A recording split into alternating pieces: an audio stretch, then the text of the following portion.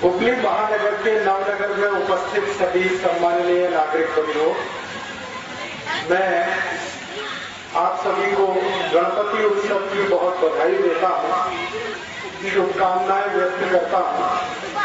ईश्वर से प्रार्थना करता हूँ कि गणपति के स्थापना का कार्य जो आपने यहाँ किया है वो आगे भी इस तरह से नियमित रूप से चलता रहे।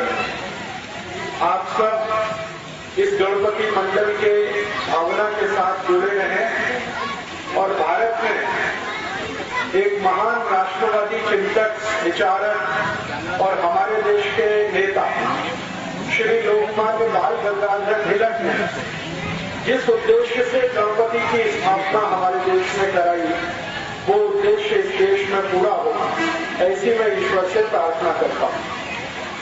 आप सभी नागरिक बंधुओं से इस बात के लिए क्षमा मांगता हूँ कि मैं आपसे बहुत अच्छे से कन्नड़ भाषा में बात नहीं कर सकता, इसलिए कन्नड़ हिंदी मिलाकर आपसे मैं बात करूंगा।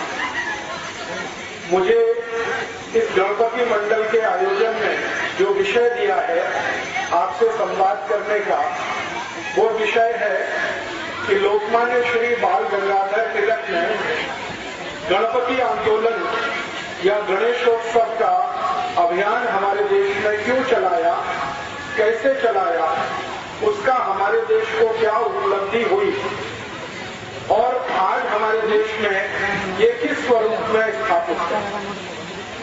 आप सभी जानते हैं कि भारत देश में गणेशोत्सव का सामाजिक रूप से जो आयोजन शुरू हुआ वो श्री लोकमान्य तिलक के बहुत प्रयासों के बाद हुआ। श्री लोकमान्य तिलक ने 1894 के साल में ये गणपति उत्सव का आयोजन शुरू किया। 1894 में श्री लोकमान्य तिलक ने इसको क्यों शुरू किया, कारण उसका क्या था, आधार उसका क्या था। हमारे जमाने में, हमारे देश में 1894 में अंग्रेजों की सरकार चलती थी और अंग्रेजों की सरकार ने भारत देश में एक नियम बनाया था, कानून बनाया था। वो ये कि भारतीय नागरिक एक साथ किसी स्थान पर एकत्रित नहीं हो सकते।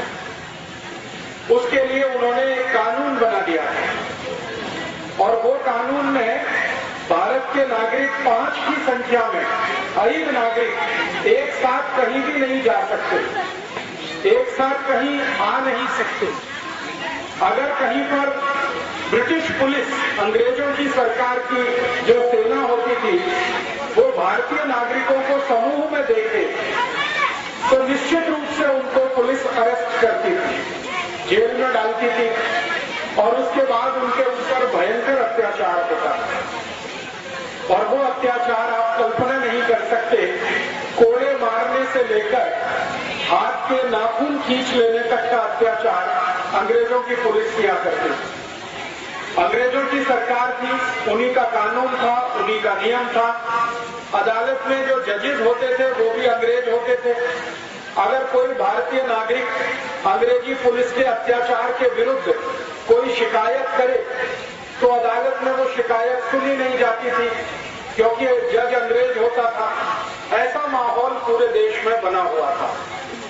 हमारे भारत देश में सन 1875 में 1875 में एक महान व्यक्ति हुए थे, श्री बंकिम चंद्र चट्टोपाध्याय जी। उन्होंने एक गीत लिखा था 1875 में। वो गीत का नाम वंदे मातरम। तो वंदे मातरम गीत को गाने पर भी अंग्रेज सरकार ने पाबंदी लगा रखी है। भारतीय नागरिक यदि वंदे मातरम गीत गाएंगे तो अंग्रेजों की पुलिस उनको जेल में पकड़ के बंद कर देगी, ऐसा कानून था। तो एक साथ हम एकत्रित नहीं आ सकते थे, कोई सामूहिक कार्य कर नहीं सकते थे, वंदे मातरम गीत नहीं गा सकते थे। ऐसे कड़े प्रतिबंध हमारे देश पर अंग्रेजों ने लगाए हुए थे। और उस समय अंग्रेजों के खिलाफ जो भारत का आंदोलन था, स्वातंत्र आंदोलन था, उसके सबसे बड़े नेता थे श्री तिलक। उन्होंने अंग्रेजों की सरकार के ये जो प्रतिबंध थे, ये जो पाबंदी थी, इसको निरस्त करने के लिए एक योजना बनाई और उन्होंने ये तय किया कि अगर अंग्रेज सरकार 5 या 5 से ज्यादा लोगों पर पाबंदी लगा रही है तो कोई ऐसा आयोजन शुरू करना चाहिए जो अंग्रेजों की सरकार के इस कानून को भंग करे और नागरिकों के मन में शक्ति आए, डर निकल जाए। अंग्रेजों की सरकार का जो भय है वो भारत के नागरिकों के मन से निकलना चाहिए। ऐसा सोचकर उन्होंने ये गणेशोत्सव शुरू किया। 1894 के पहले हमारे भारत देश में गणपति उत्सव होता था, गणेशोत्सव होता था, लेकिन वो घरों में होता था, परिवार के अंदर होता था। परिवार के लोग मिलकर गणपति उत्सव मनाते थे। पहली बार श्री लोकमान्य बाल गंगाधर तिलक ने 1894 में पुणे के शनिवारवाड़ा में पहले गणपति की स्थापना की। आप जानते हैं कि पुणे एक बहुत बड़ा शहर है, पूना महाराष्ट्र में। वहां पर एक बड़ा स्थान है शनिवारवाड़ा। इस शनिवारवाड़े में पहले गणपति की स्थापना हुई थी 1894 में और वो स्थापना स्वयं श्री लोकमान्य तिलक ने अपने हाथों से की थी। और उस स्थापना में एक गणपति मंडल उन्होंने बनाया था, शनिवारवाड़ा गणेश मंडल। वो भारत का सबसे पुराना गणेश मंडल है। तो उस गणेश मंडल के कार्यकर्ताओं को उन्होंने एक संकल्प कराया था कि हम ये गणेशोत्सव का पर्व 10 दिन तक मनाएंगे। अंग्रेज पुलिस अगर हमें गिरफ्तार करेगी तो हम जेल में जाएंगे, लेकिन गणपति उत्सव को हम जरूर मनाएंगे। और ऐसे करके ये गणेशोत्सव की शुरुआत हमारे देश में हुई। और सौभाग्य से क्या हुआ, 1894 का पहला जो गणेशोत्सव शनिवारवाड़ा में हुआ तो अंग्रेज पुलिस थोड़ी परेशान हुई, क्योंकि जो गणेशोत्सव को मनाने वाले कार्यकर्ता थे उनको वो पकड़ नहीं सकते थे। कारण ये था कि वो धार्मिक गतिविधि में शामिल है। राजनीतिक गतिविधि में अगर वो शामिल होते, कोई पॉलिटिकल एक्टिविटी में होते तो पुलिस उनको अरेस्ट करती, लेकिन चूंकि वो धार्मिक गतिविधि में शामिल थे इसलिए अंग्रेज पुलिस ने उनको अरेस्ट नहीं किया और पूरे 10 दिन तक वो गणपति उत्सव चला। 1894 में 1894 में अक्टूबर 20 अक्टूबर से लेकर 30 अक्टूबर तक ये कार्यक्रम आयोजित हुआ था। श्री लोकमान्य तिलक ने हर दिन शाम को एक व्याख्यान वहां पर आयोजित किया था। स्वयं श्री लोकमान्य तिलक उस व्याख्यान में हाजिर रहते थे, खुद उसमें शामिल होते थे और बड़े बड़े वक्ताओं को वो उसमें बुलाया करते थे। एक दिन का व्याख्यान हुआ तो उसमें उन्होंने कलकत्ता से एक बहुत बड़े नेता को बुलाया। उनका नाम था श्री विपिन चंद्र पाल। 20 अक्टूबर 1894 के पहले व्याख्यान में विपिन चंद्र पाल वहां आए। 21 अक्टूबर का दूसरा व्याख्यान हुआ तो उसमें श्री लोकमान्य तिलक ने उत्तर भारत के एक बड़े नेता को बुलाया, श्री लाला लाजपत राय। वो 21 अक्टूबर को आए। फिर तीसरे व्याख्यान में उन्होंने, आपने नाम सुना होगा कि हमारे भारत देश में पुणे शहर में 3 महान क्रांतिकारी पैदा हुए एक भाई के रूप में। 3 भाई एक साथ एक ही परिवार में क्रांतिवीर के रूप में जन्म लिया। वो थे श्री चाफेकर बंधु। तो 23 अक्टूबर को व्याख्यान चाफेकर बंधुओं में जो सबसे अग्रज थे, बड़े थे, उनका हुआ। फिर 24 अक्टूबर को चाफेकर बंधुओं में दूसरे नंबर के जो उनके भाई थे उनका हुआ। एक श्री बालकृष्ण चाफेकर, एक दया कृष्ण चाफेकर, ऐसे करके तीनों चाफेकर बंधुओं का व्याख्यान हुआ। फिर उसके बाद श्री लोकमान्य तिलक ने मुंबई से एक बड़े नेता को बुलाया, उनका नाम था फिरोज शाह मेहता। उनका एक व्याख्यान हुआ और इस तरह से 10 दिन लगातार व्याख्यान माला चली। गणपति उत्सव हुआ, व्याख्यान माला चली।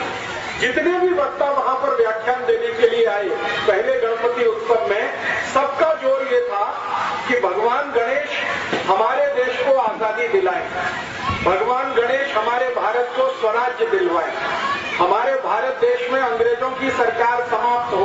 सभी व्याख्याताओं ने इस तरह के विषय लिए थे और जितने भी लोग सुनने के लिए आते थे उनमें उन्होंने देशभक्ति की भावना, राष्ट्रभक्ति की भावना पूरे व्याख्यानों के माध्यम माध्यम से भरने का काम शुरू किया।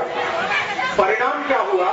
पुणे के लोगों में गणपति आयोजन के लिए उत्साह पैदा हुआ और 1894 में पहले गणपति की स्थापना पुणे में शनिवारवाड़ा में हुई। अगले वर्ष 1895 में पूरे पुणे में 11 गणपति मंडल बने एक ही वर्ष के बाद और 11 गणपति स्थापित हुए। उसके बाद 1896 में एक साथ 31 गणपति स्थापित हुए, 31। फिर उसके बाद 1897 में पता चला 100 से ऊपर गणपति हो गए। फिर इस तरह से ये संख्या बढ़ती गई और 1898 तक आते आते पुणे से बाहर मुंबई में, पुणे से थोड़ा आगे जाकर अहमदनगर में, फिर पुणे के थोड़ा सा और आगे जाकर नागपुर में, पूरे विदर्भ में ये फैलता ही गया गणपति उत्सव का।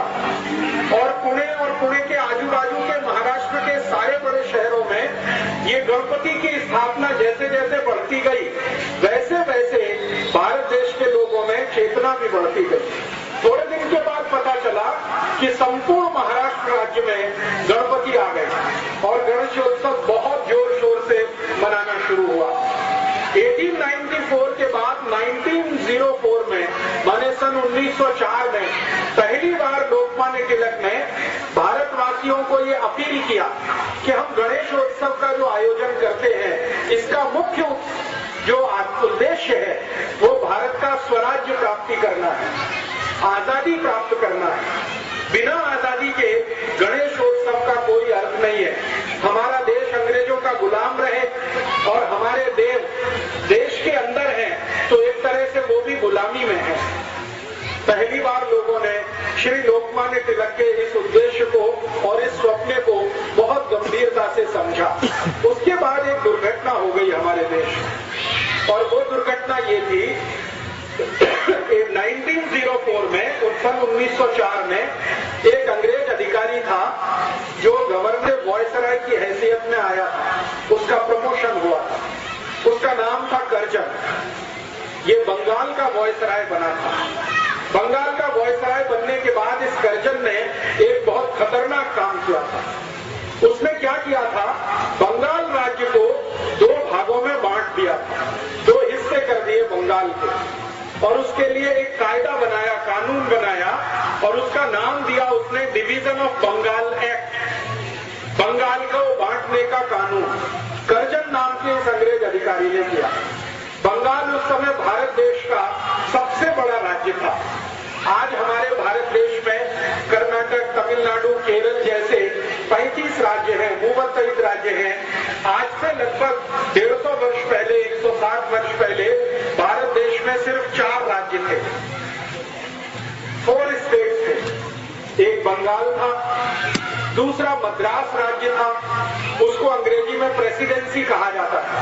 बंगाल प्रेसिडेंसी, मद्रास प्रेसिडेंसी और एक तीसरा था मुंबई प्रेसिडेंसी और चौथा भारत का बचा हुआ हिस्सा जिसको नॉर्थ वेस्ट फ्रंटियर के नाम से जाना जाता है, पूरा उत्तर भारत। बंगाल प्रेसिडेंसी का उस समय में क्या मतलब था, सरल माहिती देता हूं।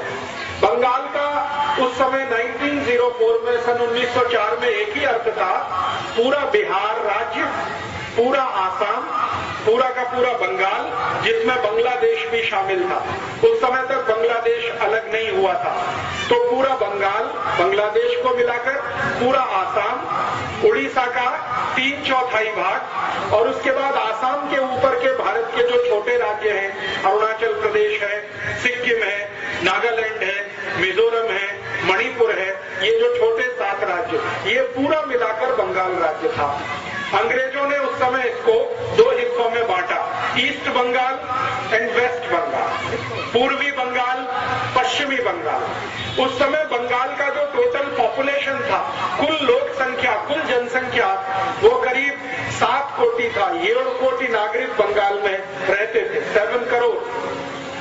अब ये बंगाल का जो बंटवारा हुआ, इसमें क्या हुआ, जो वेस्ट बंगाल था वो हिंदुओं के लिए और वेस्ट बंगाल हिंदुओं के लिए और ईस्ट बंगाल मुसलमानों के लिए।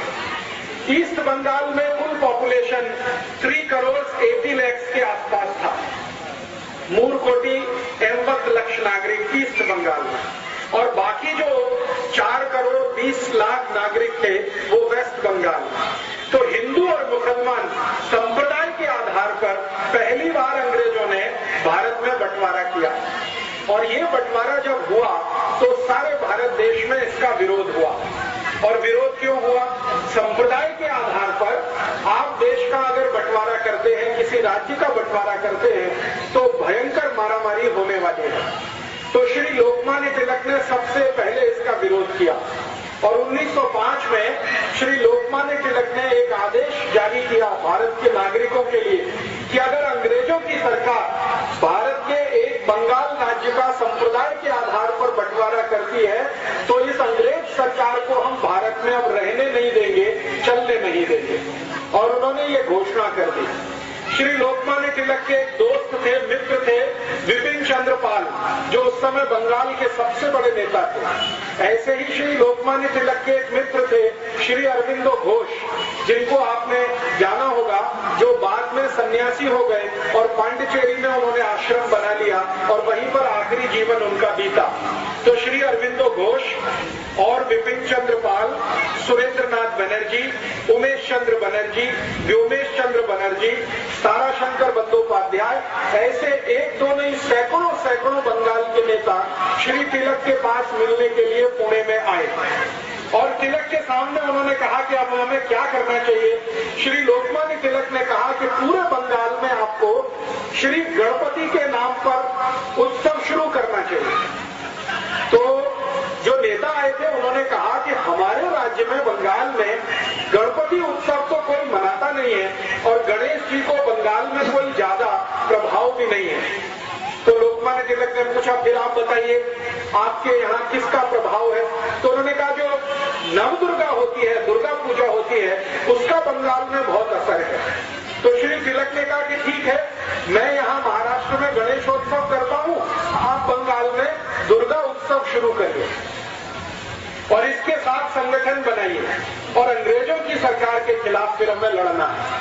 तो इस तरह से श्री लोकमान्य तिलक के प्रयासों से पूरे बंगाल में 1905 से 1905 से दुर्गा उत्सव शुरू हुआ, जो आज तक चला आ रहा है और भारत के अनेक राज्यों में फैल गया है। तो बंगाल में दुर्गा उत्सव, महाराष्ट्र में गणेशोत्सव, ऐसा जब काम शुरू हुआ तो लाखों कार्यकर्ता श्री तिलक और विपिन चंद्र पाल के साथ इकट्ठे हुए।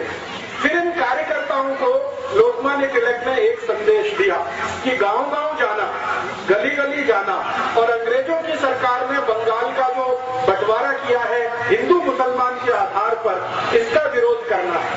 तो श्री तिलक के जो कार्यकर्ता होते थे वो पूछते थे कि आप बताइए विरोध का तरीका क्या है। तो श्री तिलक ने उन सबको बोल रखा था कि देखो, अंग्रेजों की सरकार भारत में तभी तक चलेगी जब तक अंग्रेजों का माल भारत में बिकेगा। आप जानते हैं कि अंग्रेजों की सरकार ईस्ट इंडिया कंपनी की मदद से चलती थी और ईस्ट इंडिया कंपनी की वस्तुएं भारत में बिका करती थी। तो श्री तिलक ने कहा कि ईस्ट इंडिया कंपनी की वस्तु जब तक भारत में बिकेगी अंग्रेजों को मुनाफा मिलेगा और जब तक उनको लाभ होगा तब तक वो भारत में सरकार चलाएंगे। तो हमें एक ही कार्य करना है कि गांव-गांव जाकर अंग्रेजी ईस्ट इंडिया कंपनी की जो चीज वस्तुएं बिकती है इनका बहिष्कार कराना है। और ऐसे करके 1905 में 1905 में स्वदेशी आंदोलन शुरू हुआ और वो बंगाल का जो विभाजन हुआ था उसके विरोध में शुरू हुआ। श्री तिलक ने पूरे बंगाल का प्रवास किया, छोटे छोटे गांवों में जाकर उन्होंने व्याख्यान दिए। तिलक के साथ अरविंदो घोष गांव-गांव गए। अरविंदो घोष के साथ ताराशंकर बंदोपाध्याय, बहुत बड़े साहित्यकार थे, वो गांव-गांव गए। श्री बंकिम चंद्र चट्टोपाध्याय, जिन्होंने वंदे मातरम गीत लिखा, वो श्री लोकमान्य तिलक के साथ गांव-गांव गए और इस तरह से बहुत बड़े नेताओं की टीम तैयार हुई। उन्होंने पूरे बंगाल में स्वदेशी की लहर पैदा कर दी। परिणाम क्या हुआ कि ये स्वदेशी आंदोलन 1905 में 1905 में जो शुरू हुआ, 2 वर्ष के बाद इसका इतना असर था कि बंगाल में अंग्रेजी ईस्ट इंडिया कंपनी का सामान बिकना बंद हो गया, उनका कापड़ बिकना बंद हो गया। ईस्ट इंडिया कंपनी की उस समय भारत में शक्कर बिकती थी, शुगर, क्योंकि शुगर भारत में बनती नहीं थी, वो इंग्लैंड से आती थी, तो शुगर बिकना बंद हो गया। और इस स्वदेशी आंदोलन का इतना असर हुआ पूरे बंगाल में कि जो मिठाई बनाने वाले लोग हैं, स्वीट्स बनाने वाले लोग, उन्होंने शक्कर इस्तेमाल करना बंद कर दिया, गुड़ से मिठाई बनाना शुरू किया। इतना प्रभाव था। उसके बाद हमारे भारत देश में उस समय ब्लेड नहीं बनता था। ये बात है 1905 की, 1905। ब्लेड नहीं बनता था, इंग्लैंड से ब्लेड आता था भारत में। तो जो सैलून चलाने वाले लोग होते थे वो अंग्रेजी ब्लेड का उपयोग करते थे। श्री लोकमान्य तिलक ने जब उनको अपील किया कि आप ये अंग्रेजी ब्लेड वापरना बंद कर दो, तो सभी सैलून चलाने वालों ने अंग्रेजी ब्लेड का बहिष्कार कर दिया। अब समस्या आई कि शेव कैसे करना, ब्लेड तो नहीं है, तो उन्होंने एक इंस्ट्रूमेंट बनाया जो आज तक इस देश में चलता है। हम लोग हिंदी में उसको उस तरह कहते हैं, कन्नड़ में क्या कहते हैं मुझे मालूम नहीं है। उसको बहुत अच्छे से शार्प करके उससे शेप बनाई जाती है, ब्लेड का उसमें इस्तेमाल नहीं होता। ये लोकमान्य तिलक ने शुरू कराया इस देश में। उसके बाद हमारे भारत देश में उस समय डिटर्जेंट पाउडर नहीं बनता। हमारे भारत देश में डिटर्जेंट पाउडर नहीं बनता था, वो इंग्लैंड से इंपोर्ट होता था। तो श्री लोकमान्य तिलक ने लॉन्ड्री चलाने वालों को अपील किया कि अंग्रेजी डिटर्जेंट पाउडर इस्तेमाल नहीं करना है। तो भारत के लॉन्ड्री चलाने वाले सभी लोगों ने मिट्टी से कापड़ धोना शुरू कर दिया, जमीन की मिट्टी से। ये जो ब्लैक बॉटम सॉइल होती है, इसको इस्तेमाल करके कापड़ धोने का एक अभियान पूरे देश में शुरू हुआ। इसी तरह श्री लोकमान्य तिलक ने भारत के लोगों को अपील किया कि किसी भी घर में, परिवार में विवाह होगा तो वर और वधू शरीर पर अंग्रेजी वस्त्र धारण नहीं करेंगे। तो कौन से वस्त्र धारण करेंगे? तो उन्होंने कहा कि भारत में कापूस बहुत होता है, कॉटन बहुत होता है, कॉटन के बनाए हुए जो वस्त्र हैं उनका उपयोग करेंगे। और वर वधू दोनों, जिनका विवाह कराने वाला पंडित है, पंडितों का एक बहुत बड़ा संघ बनाया श्री तिलक ने। और उन्होंने कहा कि आप उस वर वधू का विवाह कराइए जिसके शरीर पर खादी के वस्त्र होंगे या कॉटन के वस्त्र होंगे। अंग्रेजी वस्त्र अगर पहने हुए वर वधू है तो उनका बहिष्कार कर दीजिए। परिणाम ये हुआ कि वर और वधू ने भी कॉटन पहनना शुरू कर दिया। इस तरह से श्री तिलक ने भारत के अनेक अनेक समाज के लोगों को इकट्ठा करना शुरू किया। और तिलक के साथ लाला लाजपत राय ने उत्तर भारत में बहुत बड़ा ऐसा ही अभियान चलाया। आप पूछेंगे कि इस अभियान का अंतिम फलश्रुति क्या हुआ? इस अभियान की सबसे बड़ी फलश्रुति ये हुई कि 1905 से 1905 से लेकर 1911 के बीच में 6 वर्ष के अंदर संपूर्ण भारत देश में ईस्ट इंडिया कंपनी की वस्तुएं बिकना बंद हो गई। ईस्ट इंडिया कंपनी का कपड़ा बिकना बंद हो गया, उनका ब्लेड बिकना बंद हो गया, ईस्ट इंडिया कंपनी की शुगर बिकना बंद हो गया, ईस्ट इंडिया कंपनी का डिटर्जेंट पाउडर बिकना बंद हो गया। जो कुछ भी ईस्ट इंडिया कंपनी बेचती थी वो सब वस्तुएं बिकना बंद हो गई। लोगों ने संकल्प लेना शुरू किया। आपको तो सुनकर आश्चर्य होगा कि जैसे आपने यहाँ गणपति मंडल स्थापित किया है नवनगर में, श्री लोकमान्य तिलक ने संपूर्ण भारत देश में ऐसे सैकड़ों गणपति मंडल स्थापित किए। हर एक गणपति मंडल के कार्यकर्ताओं को वो शपथ दिलाते थे, प्रतिज्ञा कराते थे। गणपति मंडल स्थापित हुआ, फिर उसके बाद एक शपथ ग्रहण समारोह होता था, प्रतिज्ञा समारोह होता था। उसमें पहली प्रतिज्ञा ये होती थी कि हम भारत देश के स्वराज्य प्राप्ति के लिए कार्य करेंगे और गणपति हमारे आराध्य देव बनेंगे। हम स्वराज्य प्राप्ति के लिए काम करेंगे। दूसरी प्रतिज्ञा होती थी कि भारत में स्वराज्य प्राप्ति करने के लिए स्वदेशी का वर्ण बहुत आवश्यक है, इसलिए हम जीवन पर्यंत स्वदेशी व्रत धारण करेंगे और कभी कोई अंग्रेजी वस्तु का प्रयोग नहीं करेंगे। फिर तीसरा संकल्प होता था कि अंग्रेज सरकार धर्म और संप्रदाय के आधार पर भारत को बांट रही है, हम धर्म और संप्रदाय के आधार पर कभी झगड़ा नहीं करेंगे, हिंदू मुसलमानों से नहीं लड़ेंगे, मुसलमान हिंदुओं से नहीं लड़ेंगे। ऐसी 11 शपथ दिलाई जाती थी और वो 11 शपथ लेने वाले कार्यकर्ता गणपति गणपति आंदोलन के सदस्य होते थे। उसमें से एक शपथ होती थी कि व्यसन जीवन में कभी नहीं करेंगे, शराब नहीं पिएंगे, सिगरेट नहीं पिएंगे, बीड़ी नहीं पिएंगे, गुटखा तंबाकू कुछ नहीं खाएंगे और अपने को पवित्र बनाएंगे ताकि स्वराज्य प्राप्ति के लिए लड़ सके। ऐसी शपथ दिलाकर श्री तिलक कार्यकर्ताओं को पक्का बनाते थे और धीरे धीरे आप सुनकर आश्चर्य करेंगे 1905 से ये अभियान शुरू हुआ। 1911 में 1911 में स्वदेशी आंदोलन और गणेशोत्सव के कुल कार्यकर्ता 1,20,20 हो गए, 1,20,00,000। उस समय भारत का जो टोटल पॉपुलेशन था वो 21 कोटि था, 20 करोड़ भारतवासी थे 1905 में और उसमें से 1,20,20,00,000 1,20,00,000 उनके कार्यकर्ता थे। लोकमान्य तिलक, बाल गंगाधर तिलक, विपिन चंद्र पाल, लाला लाजपत राय के साथ काम करने वाले। गणेशोत्सव के माध्यम से इतनी बड़ी कार्यकर्ताओं की फौज उन्होंने इकट्ठी की। अंतिम परिणाम क्या हुआ? 1911 में जब ब्रिटिश गवर्नमेंट का सब कुछ बिकना यहाँ बंद हो गया तो ब्रिटिश पार्लियामेंट लंदन में बहुत तकलीफ आ गई, क्योंकि यहाँ से धन लूटकर ईस्ट इंडिया कंपनी लेके जाती थी। उनका माल बिकता था, वो पैसा लंदन जाता था। जब यहाँ माल बिकना बंद हो गया तो यहाँ से पैसा लंदन जाना बंद हो गया, तो ब्रिटिश पार्लियामेंट में बहुत तकलीफ की स्थिति आई। उस समय ब्रिटेन का राजा था, उसका नाम था जॉर्ज पंचम। उसने ब्रिटिश पार्लियामेंट का एक स्पेशल मीटिंग बुलाया और उसने ये कहा कि भारत देश में ऐसा क्या हो रहा है कि अब ब्रिटेन में पैसा आना बंद हो गया। तो ब्रिटिश पार्लियामेंट के एमपीज ने जॉर्ज पंचम को कहा कि भारत में एक बड़े नेता हैं श्री लोकमान्य तिलक, उन्होंने गणेशोत्सव का एक अभियान और स्वदेशी का आंदोलन शुरू कर दिया है और उसके कारण अब अंग्रेजी वस्तुएं भारत में बिकना बंद हो गई हैं, इसलिए इंग्लैंड में पैसा आना बंद हो गया। तो जॉर्ज पंचम इतना परेशान हुआ, उसने कहा कि ये लोकमान्य तिलक कौन है?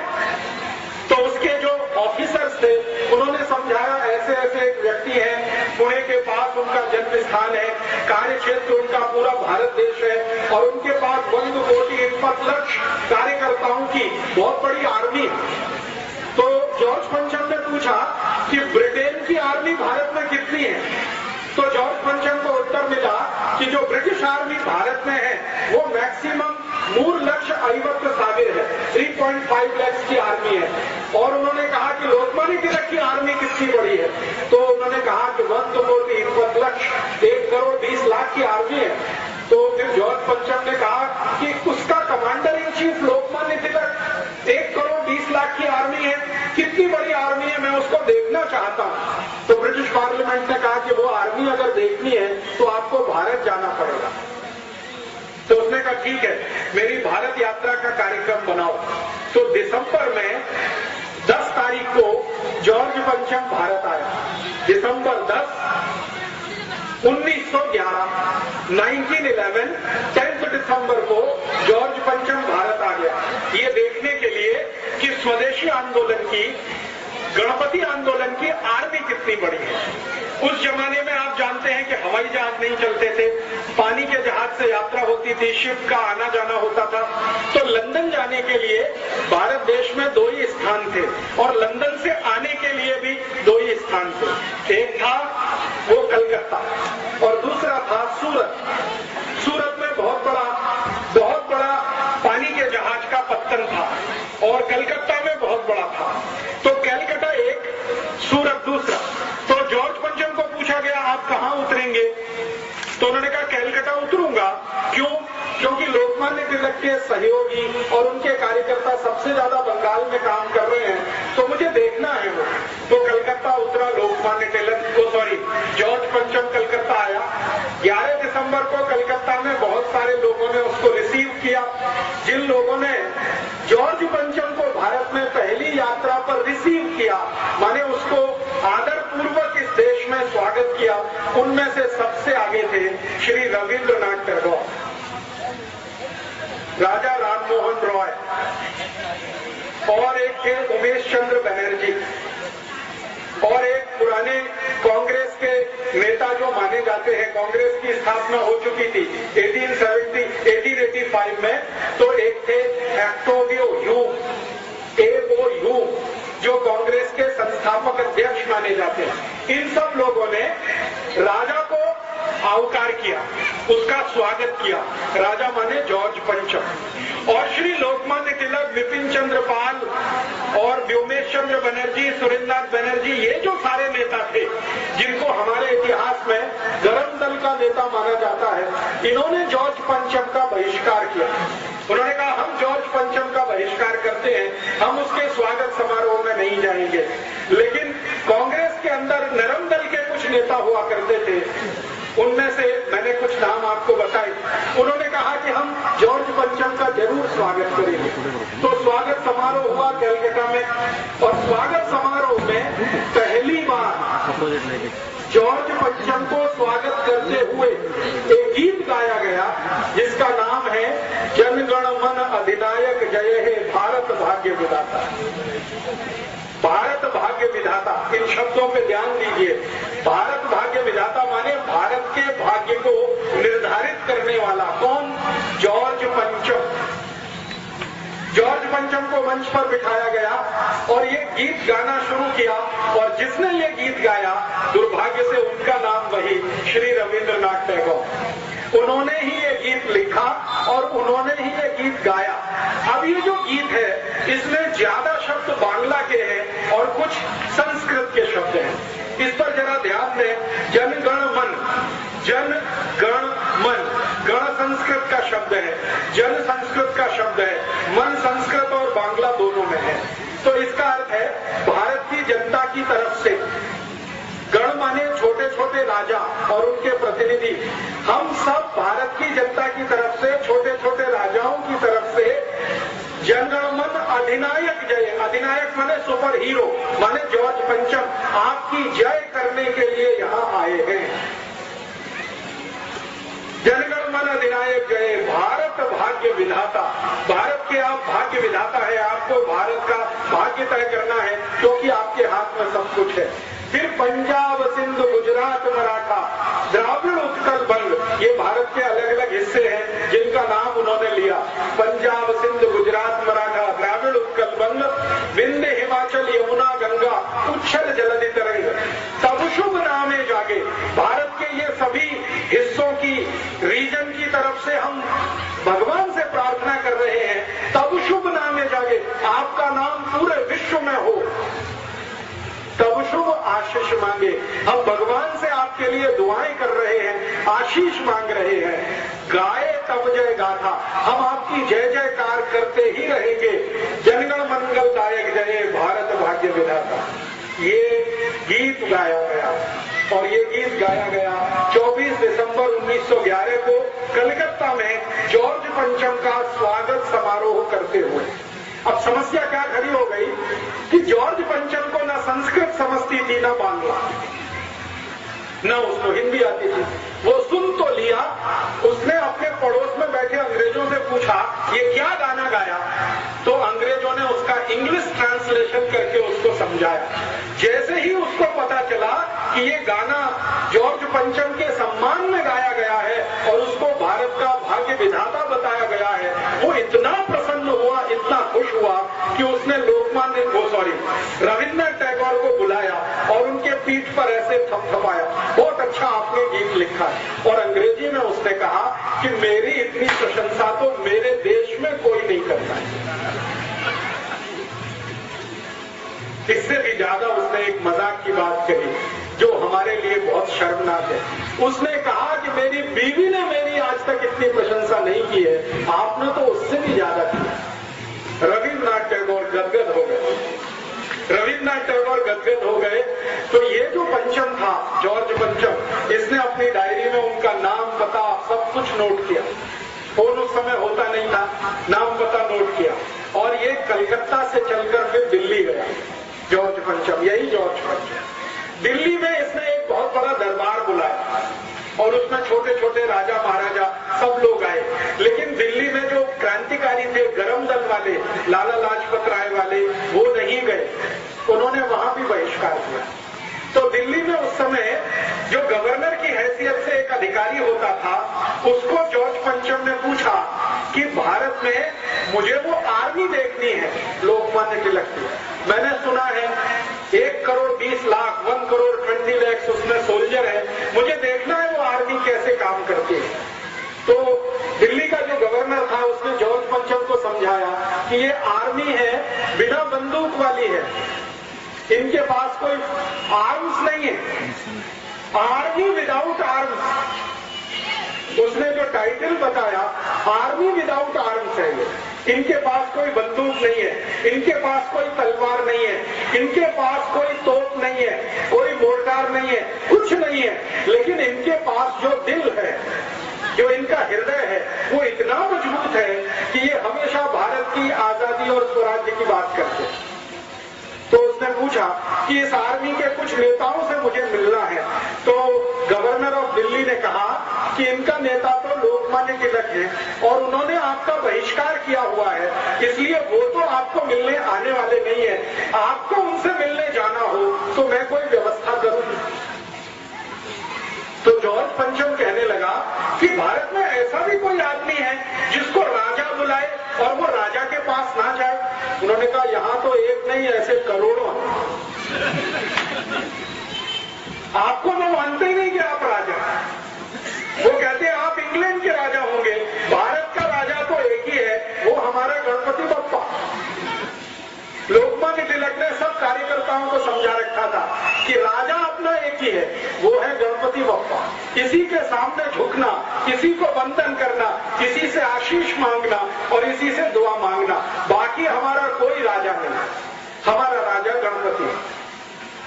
तो जब गवर्नर ने यह सुना दिया कि वो तो आएंगे नहीं, उन्होंने बहिष्कार किया, वैसे करोड़ों है, अब आप जाना चाहो तो मैं व्यवस्था करता हूं, पुणे जाना पड़ेगा आपको मिलने के लिए। तो पुणे के डिस्ट्रिक्ट मजिस्ट्रेट, जिला कलेक्टर को टेलीग्राम किया गया। पुणे का जिला कलेक्टर परेशान हो गया, वो टेलीग्राम लेके श्री लोकमान्य तिलक के घर गया। श्री लोकमान्य तिलक पुणे में ही रहते थे, शनिवार वाड़ा में ही उनका घर है, आज भी वो घर सुरक्षित है, आप जाके देख सकते हैं। पुणे का डिस्ट्रिक्ट कलेक्टर भागा भागा वो टेलीग्राम लेके श्री तिलक के पास गया और टेलीग्राम उनको दिखाया कि आपसे मिलने के लिए हमारा राजा जॉर्ज पंचम पुणे आना चाहता है, आप उनसे मिलेंगे। तो श्री लोकमान्य तिलक ने कहा मुझे राजा से मिलने की कोई गरज नहीं है, वो आपका राजा है, मेरा नहीं है, आप उसके नौकर हैं, आपको वो पगार देता, मुझे पगार नहीं देता, मुझे उससे मिलने की गरज नहीं है। तो कलेक्टर ने समझाया नहीं, वो आपको मिलने यहाँ आना चाहते हैं पुणे में। तो तिलक ने कहा कि फिर ठीक है, आप उनको यहाँ आने दो, मैं मेरे गांव चला जाता हूँ रत्नागिरी। श्री लोकमान्य तिलक का जन्म स्थान रत्नागिरी में है, आप जानते हैं, रत्नागिरी के पास एक छोटे से। तो मैंने कहा मैं मेरे गांव चला जाता हूँ। तो फिर कलेक्टर ने पूछा मेरी तो नौकरी चली जाएगी। तो उन्होंने कहा कि बहुत अच्छा है तुम्हारी नौकरी जाए, तुम्हारे राजा की नौकरी जाए, तुम यहाँ सब हिंदुस्तान छोड़कर चले जाओ, हमारा स्वराज्य हमें मिल जाए, मैं तो यही चाहता हूँ। तो कलेक्टर ने वापस टेलीग्राम कर दिया कि श्री लोकमान्य तिलक आपको मिलने को बिल्कुल इच्छुक नहीं है, तैयार नहीं है, अब क्या करना। तो अंग्रेज पुलिस को कहा गया कि आप लोकमान्य तिलक को अरेस्ट करो और अरेस्ट करके उनको जॉर्ज पंचम की सेवा में लेके आओ। तो श्री लोकमान्य तिलक के पास जब पुलिस ऑफिसर पहुंचा अरेस्ट करने के लिए, तो उन्होंने कहा कि मुझे अरेस्ट करने के लिए आप कानून बताओ, किस कानून से आप मुझे अरेस्ट कर सकते हैं। तो पुलिस ने कहा आप हमारे राजा को नहीं मिलना चाहते। तो उन्होंने कहा ये कोई अपराध नहीं है, ये कहीं भी किसी कानून की किताब में नहीं है। उस समय तक हमारे देश में जो कानून की किताब चलती थी उसका नाम था आईपीसी, इंडियन पिनल कोड, 1860 से ये चल गई थी। तो उन्होंने कहा आईपीसी का कौन सा प्रोविजन है जिसका मैंने वायलेशन किया है और आप मुझे गिरफ्तार कर रहे हैं। तो पुलिस ऑफिसर निरुत्तर हो गया, वो चुपचाप वापस गया और जॉर्ज पंचम को कह दिया गया कि ये व्यक्ति इतना पक्का है कि ये जो तय कर लेगा वही करेगा, ये आपसे मिलेगा नहीं। जॉर्ज पंचम बिना मिले वापस गया दिल्ली से, बिना मिले वापस गया। और भारत में उस समय कांग्रेस के अंदर यही एक तेजस्वी नेता थे श्री तिलक, जिन्होंने जॉर्ज पंचम से मिलने को मना कर। बाकी जो कांग्रेस के नेता थे, मैंने नाम लिया, रविन्द्रनाथ टैगोर थे, उमेश चंद्र बनर्जी थे, एक गोपाल कृष्ण गोखले थे, ये सब जॉर्ज पंचम को सलामी देके आए। तिलक नहीं गए, लाला लाजपत राय नहीं गए, विपिन चंद्र पाल नहीं गए। जॉर्ज पंचम को तिलक का नहीं मिलना इतना अंदर तक चोट पहुंचाया कि जब जॉर्ज पंचम वापस जा रहा था दिल्ली से, उसने कहा अब तो मुझे वापस जाना है, तो दिल्ली से कलकत्ता, कलकत्ता से फिर पानी के जहाज से लंदन। तो जॉर्ज पंचम ने कहा कि ऐसा कोई व्यक्ति भारत में है जो मुझे मिलने से मना कर सकता है और किसी कानून के आधार पर हम उसे अरेस्ट भी अभी नहीं कर सकते, तो ऐसे व्यक्ति की मांग क्या है? तो अंग्रेज गवर्नर दिल्ली ने उनको कहा कि उसकी सबसे पहली मांग है कि 1905 में जो कर्जन ने डिवीजन ऑफ बंगाल एक्ट बनाया है, बंगाल को हिंदू मुसलमान के आधार पर तोड़ दिया है, ये कानून वापस लेना और बंगाल को फिर से एक करना। तो जॉर्ज पंचम ने गवर्नर को कहा कि ऐसे वीर बहादुर पराक्रमी व्यक्ति का थोड़ा तो सम्मान करो और ये बंगाल का बंटवारा रद्द करो। और भारत के इतिहास में ये पहली और आखिरी घटना है जब बंगाल को बंटवारा करके अंग्रेजों ने 6 साल के बाद वापस फिर से एक किया और ईस्ट और वेस्ट बंगाल फिर से एक हुआ। और लोकमान्य तिलक की इतनी जय जयकार पूरे देश में हुई। 1911 में जब बंगाल फिर से एक हो गया, डिवीजन ऑफ बंगाल एक्ट वापस हो गया, तो सारे देश में लोकमान्य तिलक के स्वागत समारोह आयोजित हुए और एक एक समारोह में 50-50 हजार लोग आते थे। उस जमाने में ये माइक नहीं होता, बिना माइक के उनको व्याख्यान करना पड़ता। आप जरा सोचिए, 50,000 की भीड़, 50,000 नागरिक लोकमान्य तिलक को सुनने के लिए कहीं खड़े हैं, कैसे वो बोले जो आखिरी आदमी तक बात पहुंचे? तो वो संभव नहीं होता था। तो श्री तिलक चिल्ला चिल्ला कर बोलते और दुष्परिणाम क्या हुआ? 1911 से जब उनका ये स्वागत समारोह शुरू हुआ, 1915 तक ये चलता रहा। 4-5 साल चिल्ला चिल्ला कर बोलने के कारण उनके सारे फेफड़े गल गए, उनके लंग्स में इंफेक्शन आ गया, क्योंकि माइक तो होता नहीं था। गले में इंफेक्शन आया, लंग्स में इंफेक्शन आया और वो इंफेक्शन इतना गंभीर था कि उसी में श्री लोकमान्य तिलक की मृत्यु हुई। 1915 से लेकर 1920 तक वो कहीं जा नहीं सके, बोल नहीं सके ज्यादा। थोड़े भी बोलते थे तो गले में दर्द होता, थोड़े भी बोलते थे तो लंग्स में पानी भर जाता और उस समय ट्रीटमेंट भी नहीं था। प्लूरिसी नाम की एक बीमारी उनको हो गई, उसका कोई ट्रीटमेंट नहीं था। उसका एक ही ट्रीटमेंट था कि वो कोई ठंडे प्रदेश में जाकर थोड़े दिन आराम करें। लेकिन तिलक कहा करते थे कि अगर ये जीवन में आराम किया तो स्वराज्य कैसे आएगा? इसलिए उन्होंने अपने स्वास्थ्य को दुर्लक्ष्य किया, अपनी हेल्थ को कभी ध्यान नहीं दिया और उसी चक्कर में उनकी पत्नी रात दिन परेशान रहती थी और उनकी मृत्यु हुई उनकी पत्नी की, इसी चिंता में कि तिलक कभी स्वास्थ्य का ध्यान नहीं रखते, लगातार प्रवास करते थे। अब उस जमाने में प्रवास करने के लिए गाड़ी नहीं थी तो साइकिल से प्रवास करते थे। कभी साइकिल नहीं होती थी तो बैलगाड़ी में बैठ के प्रवास करते, कभी कभी बैलगाड़ी नहीं तो घोड़े पर बैठकर प्रवास करते। घोड़ा भी नहीं मिला तो वो जो ऊंट होता है कैमल, उस पर बैठकर प्रवास करते थे और कुछ नहीं मिला तो पैदल पैदल प्रवास करते। तो प्रवास बहुत किया, व्याख्यान बहुत दिए, स्वागत समारोह जगह जगह होते थे, उसमें फंड इकट्ठा होता था और वो फंड इतना हो गया कि वो कोटि कोटि रुपए। बाद में उसी फंड को नाम दिया गया तिलक स्वराज फंड। इतिहास की पुस्तकें जब आप पढ़ेंगे तो उसमें एक जगह चैप्टर है तिलक स्वराज फंड। ये लोकमान्य तिलक को स्वागत समारोह में जो दान मिलता था वो सारा उन्होंने इकट्ठा किया था। आप पूछेंगे तिलक स्वराज फंड कितना था?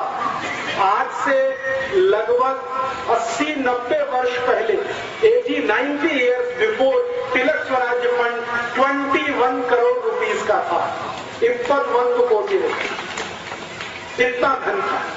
आज के हिसाब से अगर आप इसको जोड़ना चाहें तो इसमें 300 का मल्टीप्लिकेशन करना, क्योंकि 1920 का 1 रुपए, 1 रुपया 2007 के 300 रुपीस के बराबर है। तो 300 में 21 का गुणा कर लीजिए 6,300 करोड़ रुपीस श्री लोकमान्य तिलक ने इकट्ठा किया इस देश में घूम घूम कर। और वो फंड जब उन्होंने इकट्ठा किया तो उस फंड से फिर परिणाम क्या किया, उन्होंने क्या काम में लगाया वो फंड। उन्होंने कहा कि भारत में जो जो वस्तुओं का उत्पादन नहीं होता वो सभी ये पैसे से बनाई जाएंगी। मैंने आपसे कहा ब्लेड नहीं बनता था भारत में, श्री तिलक ने ब्लेड बनाने की इंडस्ट्री शुरू कराई पुणे के पास। वो समय में शुगर नहीं बनती थी इस देश में, शुगर बनाने का कारखाना उसी फंड में से लगा। हमारे देश में उस जमाने में आयरन और स्टील के लिए कोई बड़ा प्रोडक्शन यूनिट नहीं था। तिलक ने भारत देश के एक बड़े उद्योगपति जिनका नाम था जमशेद जी टाटा, उनको एक दिन अपने घर बुलाया और कहा कि भारत को स्टील की जरूरत है, आप स्टील बनाना शुरू करिए, हम इंग्लैंड से स्टील नहीं खरीदेंगे। तो टाटा, जमशेद जी टाटा ने श्री लोकमान्य तिलक के एक वाक्य पर पूरा टिस्को खड़ा कर दिया, टाटा स्टील कंपनी, वो तिलक ने खड़ी करवाई है इस देश। बजाज ग्रुप को एक दिन तिलक ने बुलाया, जमनालाल बजाज को, और कहा कि हम इंग्लैंड से कापड़ आयात करते हैं, भारत में कपड़ा बनना चाहिए। खादी का तो बनता है, वो हाथ का है, लेकिन वो मोटा होता है, लोगों को बारीक कपड़ा पहनना है, महीन, तो आप उसके लिए मिल लगाइए। तो जमनालाल बजाज ने तिलक के कहने पर पहली मिल लगाई कलकत्ता। डालमिया जी को बुलाया एक दिन और कहा आप कुछ प्रोडक्शन में जाइए। डालमिया जी ने कहा ठीक है, हम भी भारत के। ऐसे भारत में 72 जो बिग बिजनेस हाउसेज हैं जो आज इस देश में एस्टेब्लिश हैं, टाटा है, डालमिया है, जमनालाल बजाज का बजाज ग्रुप है, ये सब की स्थापना करने में लोकमान्य तिलक की बहुत बड़ी भूमिका है। 1915 में श्री तिलक ने ये सब शुरू किया, 1920 तक वो ये करते रहे और 1 अगस्त 1920 को उनका स्वर्गवास हुआ। मैंने बताया गंभीर बीमारी थी, प्लूरिसी की, लंग्स पूरे उनके खराब हो चुके थे, ज्यादा बोलने के कारण गला खराब हो गया था। उस समय उनकी मृत्यु हुई। मृत्यु से थोड़ा दिन पहले उन्होंने अपने सब कार्यकर्ताओं को बुलाया, उनको मालूम हो गया था कि अभी मुझे जाना ही पड़ेगा। तो उन्होंने कहा कि देखो मेरी मृत्यु होगी तो आप में से कोई रोना नहीं और कभी भी मेरे नाम पर आंसू बहाना नहीं। मैंने जिंदगी में कभी अंग्रेजों की गुलामी स्वीकार नहीं की है, तो आप भी मेरे पद चिन्हों पर चलना, आप भी अंग्रेजी गुलामी स्वीकार नहीं करें। आप स्वतंत्र हैं, भगवान आपको आगे भी स्वतंत्र बनाकर रखेगा। मेरे आदर्शों का खून नहीं करना, कोई रोएगा नहीं, मैं मरूंगा, खुशी के साथ मुझे विदा करना। और उन्होंने एक बहुत महत्वपूर्ण वाक्य कहा जो पूरे जीवन का सबसे बड़ा सच है। श्री तिलक ने अपने कार्यकर्ताओं को कहा कि देखो मृत्यु जो है जन्म से भी ज्यादा आसान है। ये बहुत गहरी बात है। उन्होंने कहा कि जन्म लेने में तो बहुत कष्ट होता है, ताई को भी होता है, मक्खन को भी होता है, लेकिन मृत्यु बहुत सहज है, बहुत आसान है, इसलिए उत्सव की तरह से इसको मनाना। और ये हुआ 1 अगस्त को सुबह जब उनकी अंतिम यात्रा निकली, प्राण उनके पूरे हुए, तो पूरा पुणे शहर, पूरा मुंबई, पूरा भारत खड़ा हो गया। ऐसी अंतिम यात्रा इस देश में किसी की नहीं निकली। करोड़ों करोड़ों लोग उसमें शामिल, करोड़ों। और उन लोगों ने श्री तिलक की अंतिम यात्रा को भारत की स्वराज यात्रा बताया कि ये हमारे देश की स्वराज यात्रा है। और उस स्वराज यात्रा में उन्होंने वही संकल्प दोहराए जो श्री तिलक उनको गणपति आंदोलन के समय कहा करते थे। ऐसे एक महान व्यक्ति ने इस देश में गणपति की स्थापना कराई। ऐसे एक महान व्यक्ति ने इस देश में स्वराज्य की नींव स्थापित कराई। आप बहुत भाग्यशाली हैं कि मैंने आपके मंडल में आकर श्री तिलक का फोटो देखा। मुझे बहुत दुख होता है जब मैं गणपति मंडलों में जाता हूँ, गणपति की मूर्ति तो होती है, तिलक की मूर्ति गायब है। और उससे भी ज्यादा दुख मुझे इस बात का होता है कि गणपति मंडल वाले गणपति की स्थापना करते हैं और उसमें ऐसे गंदे गंदे घटिया घटिया गाने बजाते हैं जिनको श्री तिलक ने कभी सुना नहीं, सोचा भी नहीं। हमें शर्म है कि हम लोकमान्य तिलक के उन सभी आदर्शों को पूरा नहीं कर पाए जो गणपति आंदोलन के माध्यम से उन्होंने भारत को समझाए थे। उनका एक बहुत महत्वपूर्ण वक्तव्य था जो उन्होंने अपनी मृत्यु से थोड़े दिन पहले दिया था। जब बंगाल का बंटवारा समाप्त हो गया तो तिलक ने भारत के बहुत सारे कार्यकर्ताओं का एक सम्मेलन बुलाया था और उसमें उन्होंने बहुत सारे प्रश्नों के उत्तर दिए थे। तो एक कार्यकर्ता ने उनसे प्रश्न पूछा कि आपने बंगाल के बंटवारे का विरोध क्यों किया? तो उन्होंने कहा कि अंग्रेजों ने हिंदू और मुसलमान के आधार पर बंगाल को बांटा है। धर्म के आधार पर अगर ये बंटवारा भारत में होगा और आगे चलेगा तो ये भारत तो एक नहीं रहने वाला। और दूसरा एक खतरनाक काम हुआ था उसी समय, बंगाल का जो बंटवारा किया अंग्रेजों ने, उसके बाद जब बंगाल बंटवारा समाप्त हो गया, फिर से बंगाल एक करना पड़ा, तभी अंग्रेजों ने इस देश में एक ऐसा विष बीज बो दिया जिसका दुष्परिणाम हम आज तक भोग रहे हैं। वो विष बीज क्या था? अंग्रेजों ने एक संस्था बना दी इस देश में जिसका नाम है इंडियन मुस्लिम लीग। बंगाल का बंटवारा समाप्त करने के समय एक संस्था बना दिया इंडियन मुस्लिम लीग और यही संस्था का अध्यक्ष बाद में मोहम्मद अली जिन्ना बना। और अंग्रेजों ने उस संस्था को इतना विष भर दिया कि जो बंगाल का बंटवारा उन्होंने हिंदू मुसलमान के आधार पर किया था, उस इंडियन मुस्लिम लीग ने भारत का बंटवारा हिंदू मुसलमान के आधार पर कर दिया। श्री तिलक अक्सर ये कहा करते थे कि अगर अंग्रेज बंगाल का बंटवारा करने में सफल हो गए हिंदू मुसलमान के आधार पर, तो एक दिन भारत का भी ये बंटवारा कर देंगे हिंदू मुसलमान के आधार पर। ये उनको पता चलता है। 1915 में उनको 1947 दिखाई देता। इतनी उनकी दूरदृष्टि थी तिलक की। वो ये कहा करते थे कि अगर अंग्रेजों ने ये सफलतापूर्वक चला दिया तो भारत को एक रखना मुश्किल हो जाएगा, ये देश के टुकड़े टुकड़े अंग्रेज कर देंगे हिंदू मुसलमान के आधार। इसलिए उन्होंने बंगाल बंटवारे का विरोध किया। लेकिन श्री तिलक की मृत्यु के बाद इस देश में ऐसा दुष्चक्र चला कि गरम दल के जितने भी बड़े नेता थे, तिलक तो उनके सबसे बड़े लीडर थे, श्री लाला लाजपत राय, वो लाठी कांड में मारे गए। आप जानते हैं 1927 में साइमन कमीशन का विरोध करते। भगत सिंह को 1931 में फांसी हो गई। मदन लाल ढींगरा को 1909 में फांसी हो गई। अरविंदो घोष जो सबसे बड़े नेता हो सकते थे लोकमान्य तिलक के बाद, क्योंकि लोग उनको बहुत मानते थे, वो संन्यास लेकर पांडिचेरी में चले गए। उन्होंने कहा कि अब मैं संन्यास में रहूंगा और साधु का काम करूंगा। उसके बाद कोई बचा नहीं बड़ा नेता, तो धीरे धीरे सारे गरम दल के नेताओं को अंग्रेजों के पुलिस में 1931 में खत्म हो गए। फिर उसके बाद गांधी जी को एक बार किसी ने कहा कि देखिए लोकमान्य तिलक ने इतना बड़ा काम किया था इस देश में, अब आपको उनका काम आगे बढ़ाना चाहिए। तो गांधी जी ने कहा कि मैं लोकमान्य तिलक का स्वदेशी का काम तो आगे जरूर बढ़ाऊंगा और अंग्रेजी बहिष्कार का काम भी लगातार मैं करूंगा। श्री लोकमान्य तिलक ने कहा था कि सिर्फ अंग्रेजों की वस्तुओं का बहिष्कार नहीं करना है, बल्कि अंग्रेजी भाषा का भी बहिष्कार करना है। और उन्होंने अंग्रेजी भाषा के जो स्कूल भारत में चलते थे उनके पैरेलल, उनके मुकाबले मराठी भाषा के स्कूल शुरू किया। आपको मालूम है पुणे में एक एजुकेशन सोसाइटी बनी, डेक्कन एजुकेशन सोसाइटी, उसके संस्थापक अध्यक्ष लोकमान्य तिलक थे। और डेक्कन एजुकेशन सोसाइटी को यह काम दिया गया कि ज्यादा से ज्यादा स्थानों पर मराठी भाषी स्कूल होने चाहिए। कर्नाटक में उनका अभियान आया कि कन्नड़ भाषी स्कूल होने चाहिए। उत्तर भारत में अभियान था हिंदी भाषी स्कूल होने चाहिए। तो भाषा के स्तर पर स्वदेशी, भूषा के स्तर पर स्वदेशी, भोजन के स्तर पर स्वदेशी, वस्तुओं के स्तर पर स्वदेशी, ऐसी पूरी तिलक की कल्पना थी। हर स्तर पर स्वदेशी होना ही चाहिए इसमें। और तिलक इतने स्वदेशी के आग्रही थे कि कभी उन्होंने अपने वस्त्रों से समझौता नहीं किया।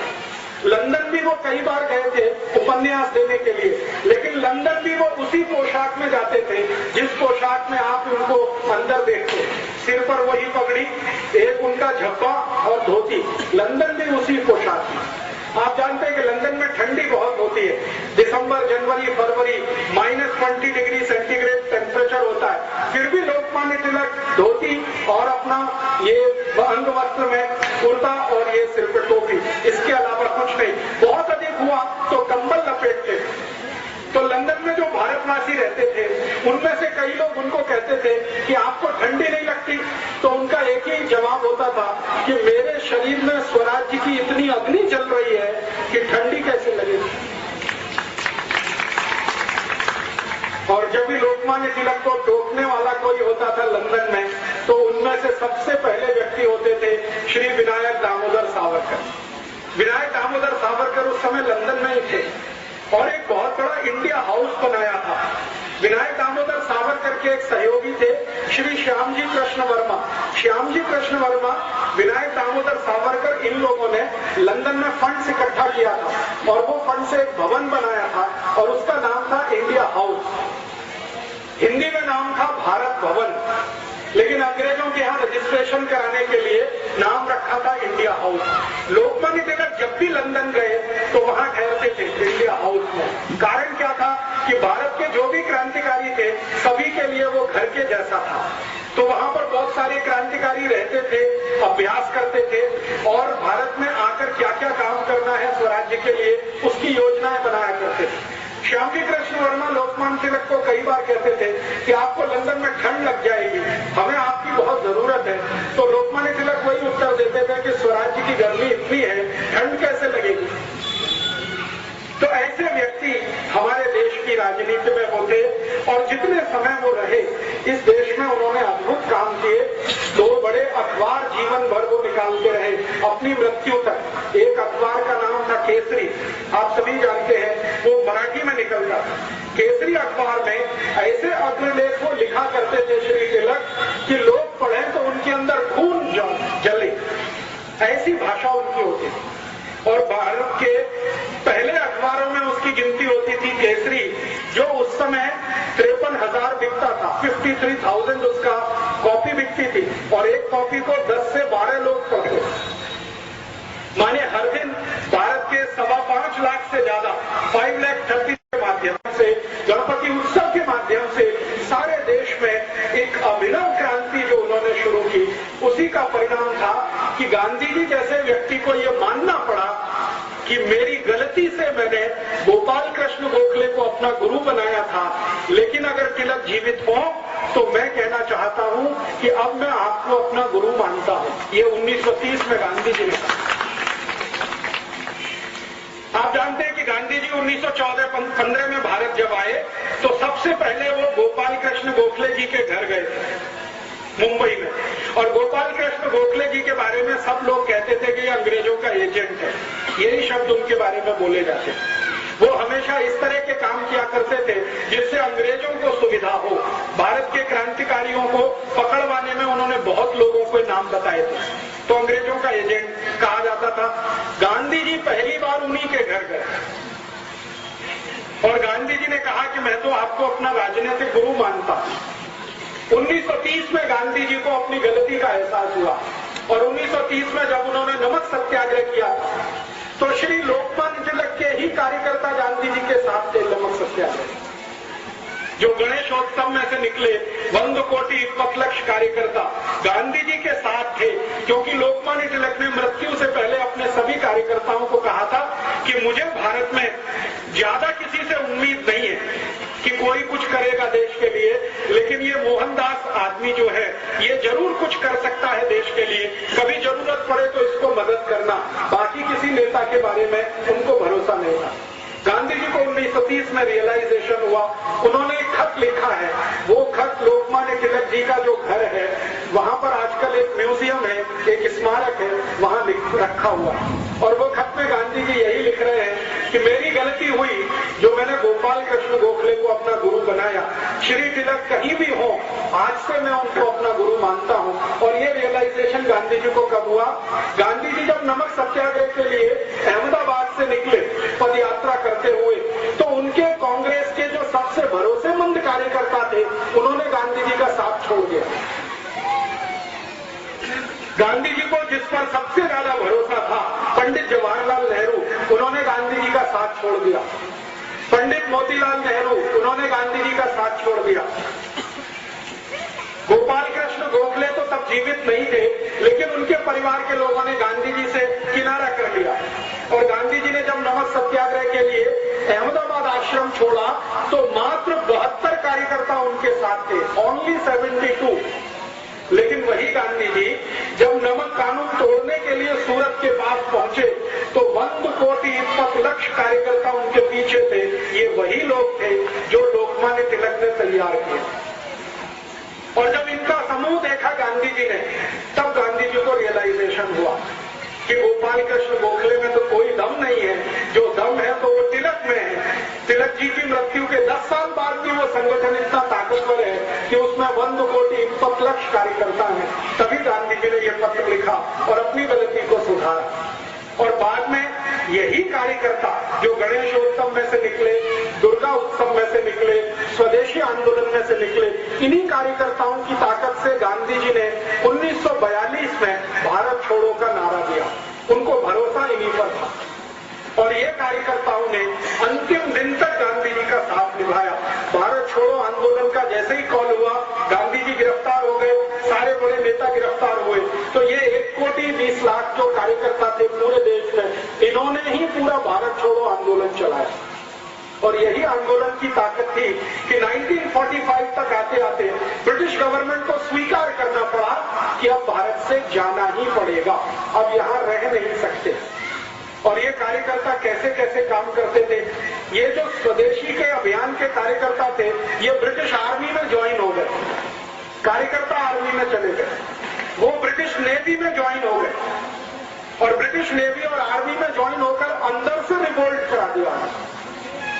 आप जानते हैं 1944-45 में बंबई में ब्रिटिश नेवी में रिवोल्ट हो गया था, बगावत हो गई और उस रिवोल्ट का दुष्परिणाम था कि ब्रिटिश पार्लियामेंट ने तय किया कि अभी भारत में रहना मुश्किल, तो सेना में बगावत करा दी।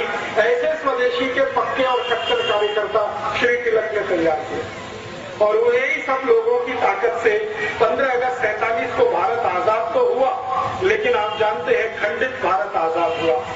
मुस्लिम लीग जो बना दिया अंग्रेजों ने, वही मुस्लिम लीग भारत में ऐसा विश्व वृक्ष बन गया कि उन्होंने पाकिस्तान अलग करा ही लिया। मुस्लिम लीग ने जो पाकिस्तान अलग कराया भारत देश से, इसमें अंग्रेजों ने पूरी भूमिका निभाई और अंग्रेजों का यह था कि मुस्लिम लीग को भारत में इतना बढ़ावा दो कि ये कांग्रेस के हिंदू नेताओं से थोड़ी बड़ी संस्था हो जाए। तो मुस्लिम लीग का सारा फंड अंग्रेजों के यहां से आता था। आपको सुनकर आश्चर्य होगा, मोहम्मद अली जिन्ना जितना भी पैसा खर्च किया वो सब अंग्रेजों ने डोनेशन में दिया। और मोहम्मद अली जिन्ना का एक लेफ्ट हैंड और राइट हैंड मैन माना जाता था सोहरावर्दी करके, वो कलकत्ता का बड़ा नेता था। सोहरावर्दी जितना खर्चा किया वो सब अंग्रेजों ने डोनेशन में दिया। अंग्रेजों का एक अखबार निकलता था इस देश में जो अभी भी निकलता है, उसका नाम था द टाइम्स ऑफ इंडिया। ये अंग्रेजों का अखबार आज भी है। अंग्रेजी एक कंपनी है जिसका नाम है बेनेट एंड कोलमैन, ये उसी कंपनी का अखबार है, तभी से निकलता है। तो टाइम्स ऑफ इंडिया की ये पॉलिसी थी कि मुस्लिम लीग का नेता छोटी से छोटी सभा का आयोजन करे तो उसको बड़े से बड़ा पोस्टर बनाकर, उसकी बड़ी न्यूज बनाकर टाइम्स ऑफ इंडिया के फ्रंट पेज पर देना।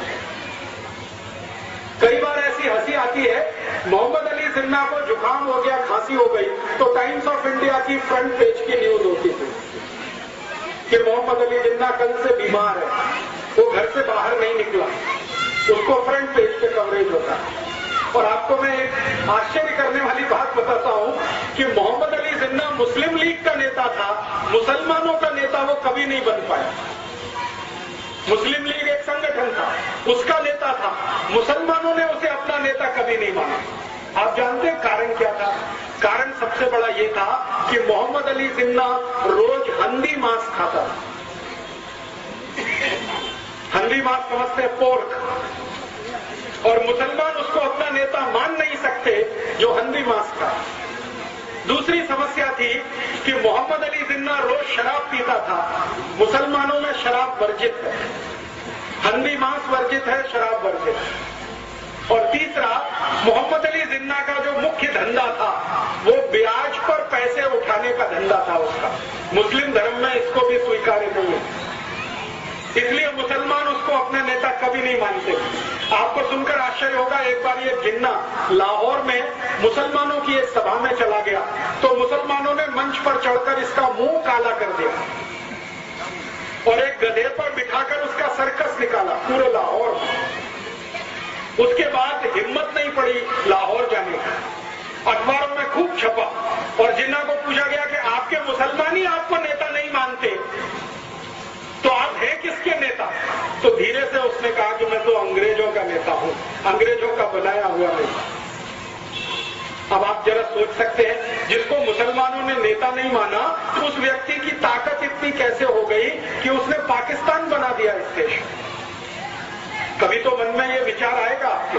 बहुत दिन में ये सोचता रहा कि जो मुसलमानों का नेता कभी हुआ नहीं, 10 लोगों ने जिंदगी में कभी उसका भाषण सुना नहीं, वो इतना ताकतवर कैसे हुआ कि उसने भारत से एक अलग हिस्सा पाकिस्तान बना दिया। बात ये है और सच्चाई है जो मैं आपको बोलकर जाना चाहता हूं, और ये सच्चाई सुनते समय किसी के दिल को दुखावा हो तो मैं क्षमा मांगता हूं कि ये जो पाकिस्तान बना उसमें मोहम्मद अली जिन्ना की भूमिका इतनी बड़ी नहीं थी, उससे ज्यादा बड़ी भूमिका लेडी माउंटबेटन की थी। एडविना माउंटबेटन का नाम आप जानते हैं, नहीं जानते तो जान लीजिए। वो भारत का अंतिम अंग्रेज अधिकारी जिसका नाम था लुइस माउंटबेटन, उसकी पत्नी थी एडविना माउंटबेटन। ये पाकिस्तान बनाने का सबसे बड़ा कारण वो एडविना थी। आप जानते हैं वो क्या खेल खेला उसने? एडविना माउंटबेटन लंदन के हैरिस कॉलेज में पढ़ती थी जिसमें ये जिन्न पढ़ा करता, और उसी कॉलेज में भारत के पहले प्रधानमंत्री पंडित जवाहरलाल नेहरू भी पढ़ते थे। हैरिस कॉलेज में 3 लोग पढ़ते थे साथ में एक ही क्लास में ध्यान देना, जिन्ना मोहम्मद अली, पंडित जवाहरलाल नेहरू और एडविना। उस समय वो माउंटबेटन नहीं थी, शादी उसकी बाद में हुई।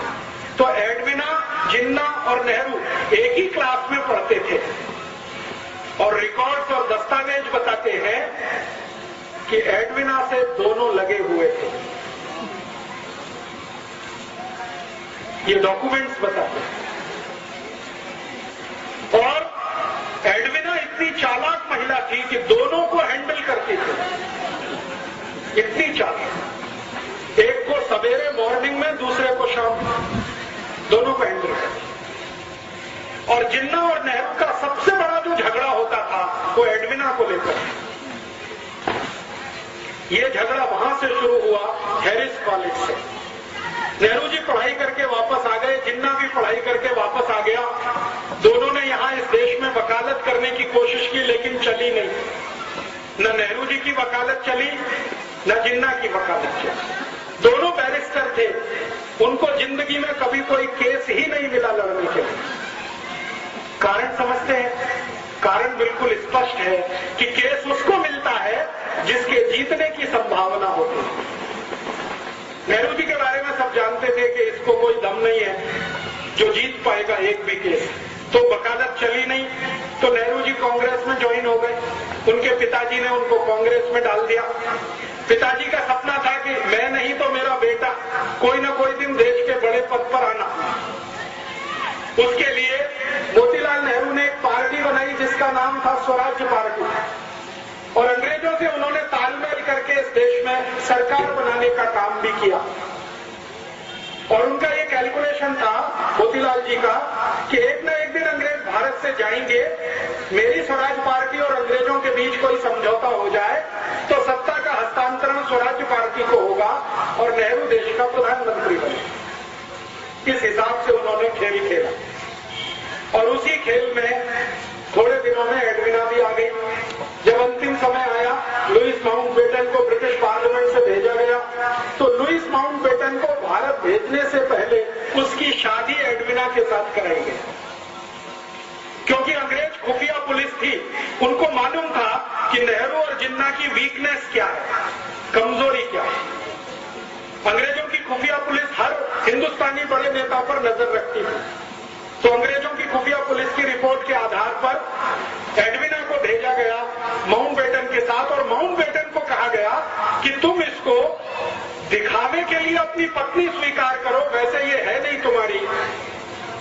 तो माउंटबेटन ने कहा ठीक है, मैं मेरे देश के लिए इतना तो कर ही सकता हूं, तो उसको पत्नी के रूप में वो लाया।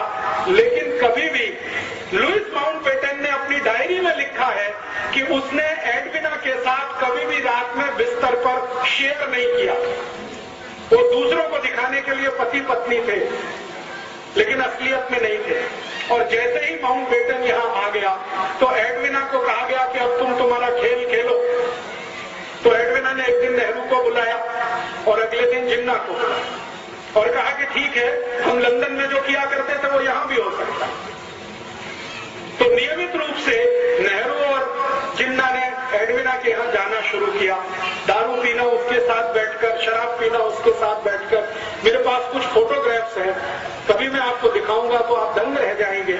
नेहरू जी एडविना के साथ बैठकर शराब पी रहे हैं, एडविना के साथ बैठकर सिगरेट पी रहे हैं, एडविना को किस कर रहे हैं, चुंबन ले रहे हैं, उसके साथ डांस कर रहे हैं। ऐसे मेरे पास 7 फोटोग्राफ्स, 7। तो ये चलना शुरू हुआ खेल। आप जानते हैं कि चरित्र सबसे कमजोर कड़ी होता है किसी भी पुरुष के लिए।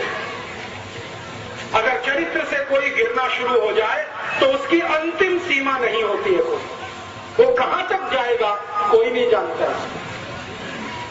हमारे भारत में एक पुरानी कहावत कही जाती है और वो पुरानी कहावत है, if wealth is lost nothing is lost. आपका पैसा चला गया तो चिंता मत करिए, फिर से आ जाए। फिर दूसरी बात कही जाती है, if health is lost something is lost. आपका स्वास्थ्य चला गया तो थोड़ा कुछ तो गया। लेकिन लास्ट सेंटेंस है, but if character is lost everything is lost. चरित्र गया तो सब चला गया, उसके बाद कुछ बचता नहीं। तो नेहरू जी के साथ यही समस्या थी और जिन्ना के साथ भी यही समस्या थी। जिन्ना और नेहरू चरित्र के इतने हल्के आदमी थे कि जानते हुए भी कि वो दोनों एक ही औरत से फंसे हुए हैं, वो आगे बढ़ते गए। एडविना ने दोनों को इस्तेमाल करना शुरू किया। 3 जुलाई 1947 को नेहरू जी एडविना से मिलने गए। रात को उसने फोटोग्राफ्स लिए, नेहरू जी के बेड में फोटोग्राफ लिए और वो फोटोग्राफ नेहरू जी के लिए बहुत गंभीर तकलीफ का कारण बन गए। एडविना ने एक दिन वो फोटो दिखाए नेहरू जी को कि देखिए आपके फोटोग्राफ्स मेरे पास हैं। और वो फोटोग्राफ्स क्या है जो मैंने आपको बताया। अगर ये रिलीज कर दिए जाए पूरे भारत में तो आपकी क्या हैसियत होगी और आपको जो सबसे आगे बढ़ाने वाला व्यक्ति है महात्मा गांधी, उनकी क्या हालत होगी। तो नेहरू जी ने एडविना को पूछा कि आखिर तुम चाहती क्या हो। तो उसने कहा कि एक पेपर है, उस पर आप साइन कर दीजिए। तो नेहरू जी ने कहा वो पेपर क्या है। तो उन्होंने कहा पेपर है कि भारत का बंटवारा करना है, हिंदू और मुसलमान के आधार पर करना है, आप इसको साइन कर दीजिए। तो नेहरू जी ने कहा कि मेरी कांग्रेस वर्किंग कमेटी से पूछ लेता हूं। तो एडविना ने कहा इतना वक्त नहीं है मेरे पास, आप साइन करते हैं या कल ये फोटोग्राफ टाइम्स ऑफ इंडिया में छपते। नेहरू जी सरेंडर हो गए। रात को 3 बजे 3 जुलाई 1947 रात को 3 बजे उन्होंने भारत पाकिस्तान बंटवारे के पेपर्स पर साइन किया। अगले दिन सवेरे उसने जिन्ना को बुलाया, एडविना, और जिन्ना के साथ उसने यही खेल खेला। उन्होंने कहा मिस्टर जिन्ना आपके कुछ फोटोग्राफ्स मेरे पास हैं, आप चाहें तो मैं उन्हें टाइम्स ऑफ इंडिया में रिलीज करती हूं। तो जिन्ना बौखला गया। जिन्ना को मालूम नहीं था कि वो बहुत शातिर महिला है। हमारे भारत में इतिहास में आपने सुना विष कन्याएं होती थी, विष कन्याएं। एडविना वही थी, विष कन्या।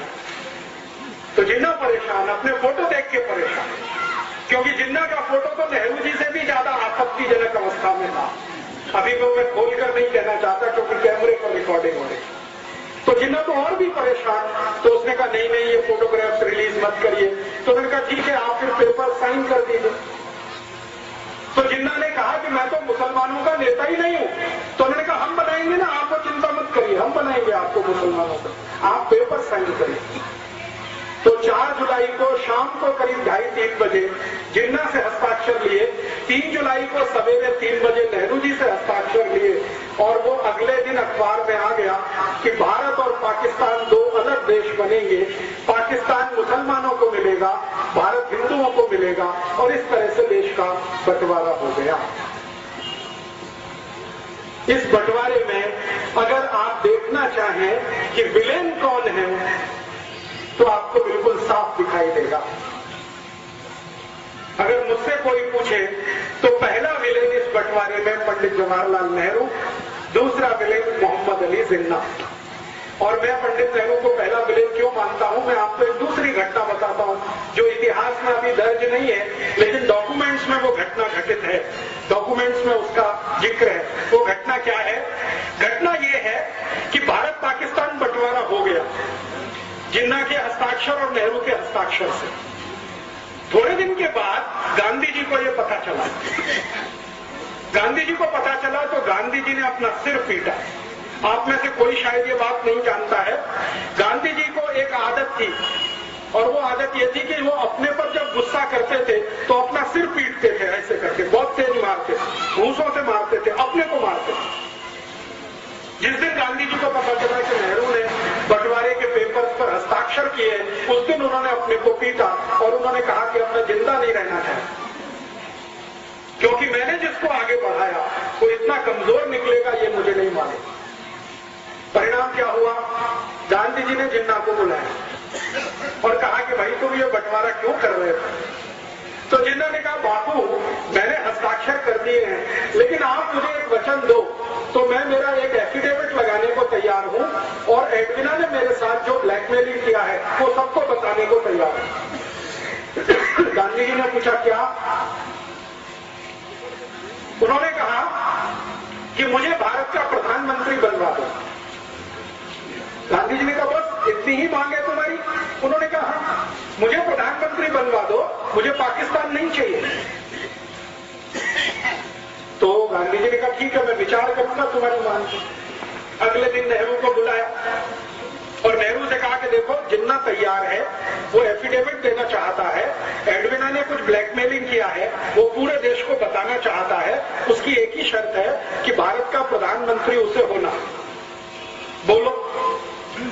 तो नेहरू जी ने कहा कि बापू जिन्ना को भारत का प्रधानमंत्री तो क्या, मैं मेरे ऑफिस का चपरासी नहीं बना सकता, कारकुन नहीं बना सकता। तो गांधी जी ने कहा तुमको जिन्ना से इतनी दुश्मनी क्यों है?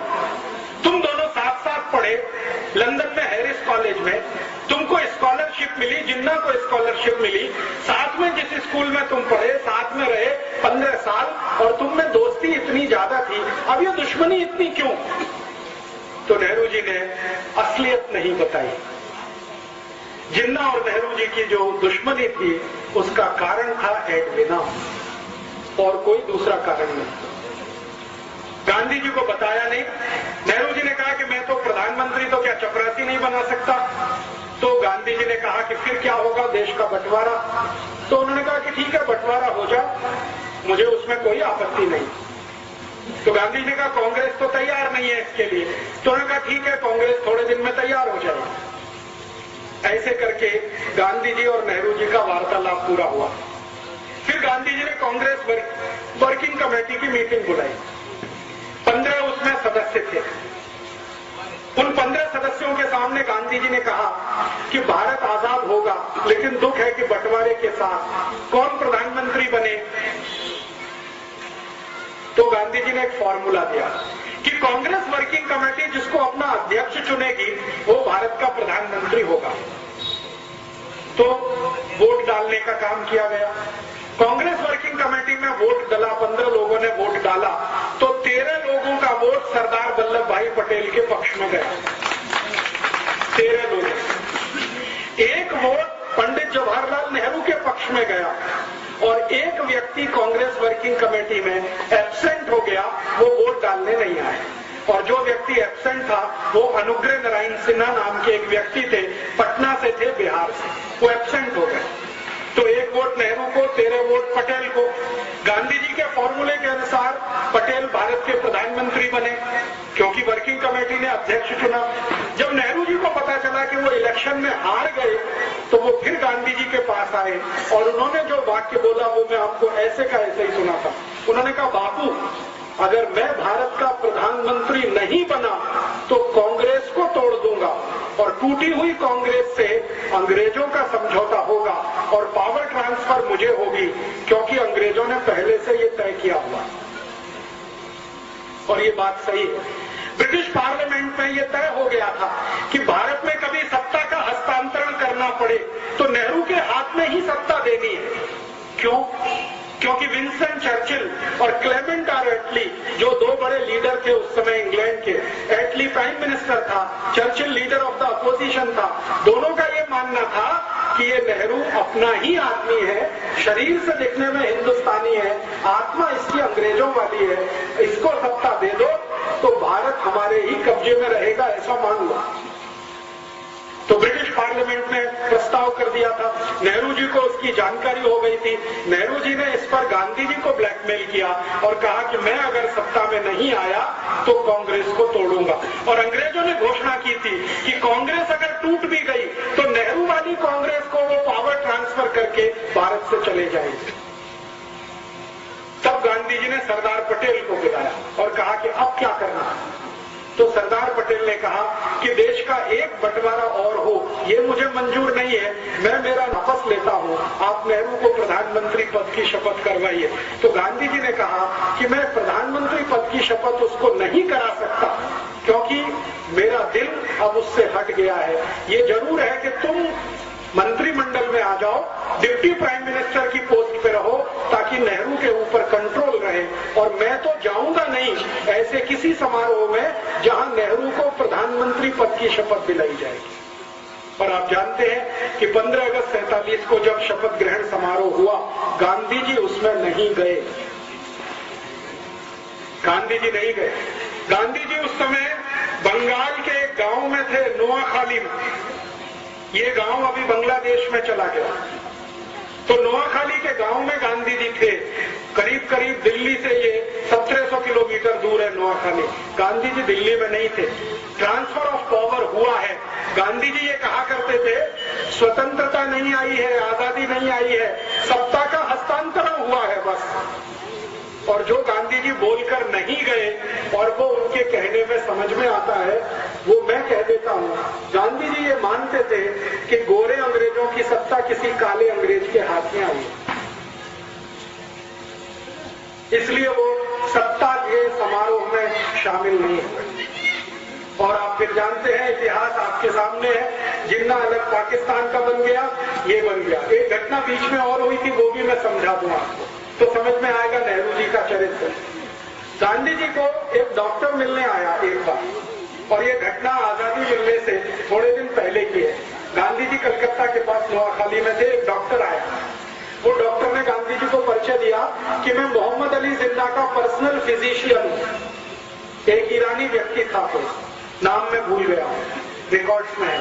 उसने गांधी जी को कहा कि मैं मोहम्मद अली जिन्ना का पर्सनल फिजिशियन हूं, आपसे अकेले में बात करना चाहता हूं।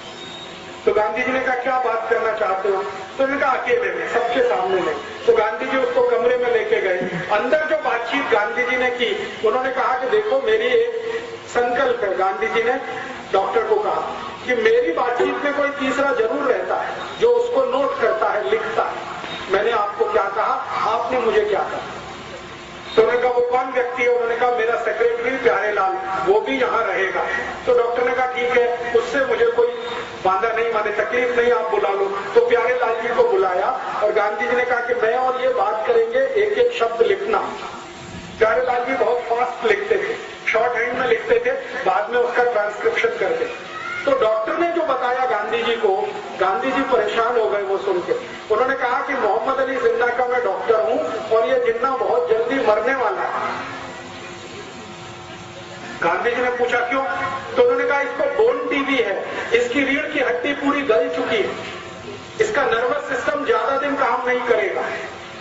तो गांधी जी ने कहा कितने दिन जिंदा रहेगा?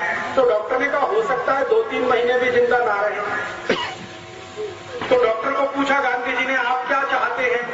तो उन्होंने कहा मेरी इच्छा है कि आप किसी तरह नेहरू को समझा दो, 2-3 महीने ये जिंदा रहेगा, इसको भारत का प्रधानमंत्री बना दो, देश का बंटवारा तो नहीं होगा। तो गांधी जी ने कहा कि तुम्हारी यह बात में अगर सच्चाई है तो मैं जरूर प्रयास करूंगा। फिर उन्होंने नेहरू को बुलाया और कहा, देखो नेहरू, ये मरने वाला है जिंदा, ज्यादा दिन जिंदा नहीं रहेगा, इसको बोन टीबी हो गई है, इसका डॉक्टर कहता है कि 2-3 महीने से ज्यादा जिंदा नहीं रहेगा, तुम क्यों अड़े हुए हो, इसको प्रधानमंत्री बन जाने दो, 2-3 महीने के बाद तुम बन जाना, देश तो एक रहेगा। तब नेहरू ने फिर वही बात कही कि मैं जिन्ना को मेरे ऑफिस का चपरासी नहीं बना सकता, प्रधानमंत्री कैसे बनने दूं। तो नेहरू की जिद और जिन्ना का ब्लैकमेलिंग, ये दोनों मिलकर भारत का बंटवारा कर गए और इसमें भारत टूटा। भारत और पाकिस्तान दो अलग देश बने, किसी सिद्धांत के आधार पर नहीं, कोई विचार के आधार पर नहीं, सिर्फ प्रधानमंत्री पद की कुर्सी के कारण। और मैं अभी सब लोगों को ये बोलता हूं कि नेहरू जी तो स्वर्गवासी हो गए 1964 में, लेकिन उनकी आत्मा अब भारत के उन सब नेताओं में प्रवेश कर चुकी है जो कुर्सी के लिए कुछ भी करने को तैयार। तो मर गए 27 मई 1964 को। और आप में से शायद कोई जानता है या नहीं, नेहरू जी की मृत्यु बहुत ही दुखद थी। उनको सबसे खराब वो बीमारी हुई थी जिसको सेक्सुअल ट्रांसमिटेड डिसीज कहा जाता है, STD, आज का एड्स कह सकते हैं। STD उनको था और उनकी मृत्यु के समय जिस डॉक्टर ने उनको एग्जामिन किया था वो बताता है कि नेहरू जी का शरीर सड़ गया, कीड़े पड़ गए थे। बहुत दुखद मृत्यु थी।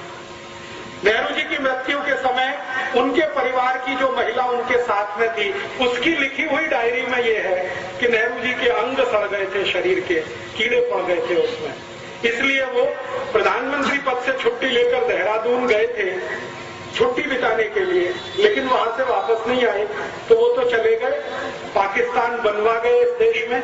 जिन्ना का क्या हुआ, भारत पाकिस्तान जैसे ही अलग हुए उसके लगभग 7वें महीने में जिन्ना मर गया। बंटवारा हो गया 14 अगस्त 1947 और इसके ठीक 7वें महीने में जिन्ना मर गया। तो उधर पाकिस्तान जिसने बनाया वो पाकिस्तान का मजा नहीं ले पाया कभी,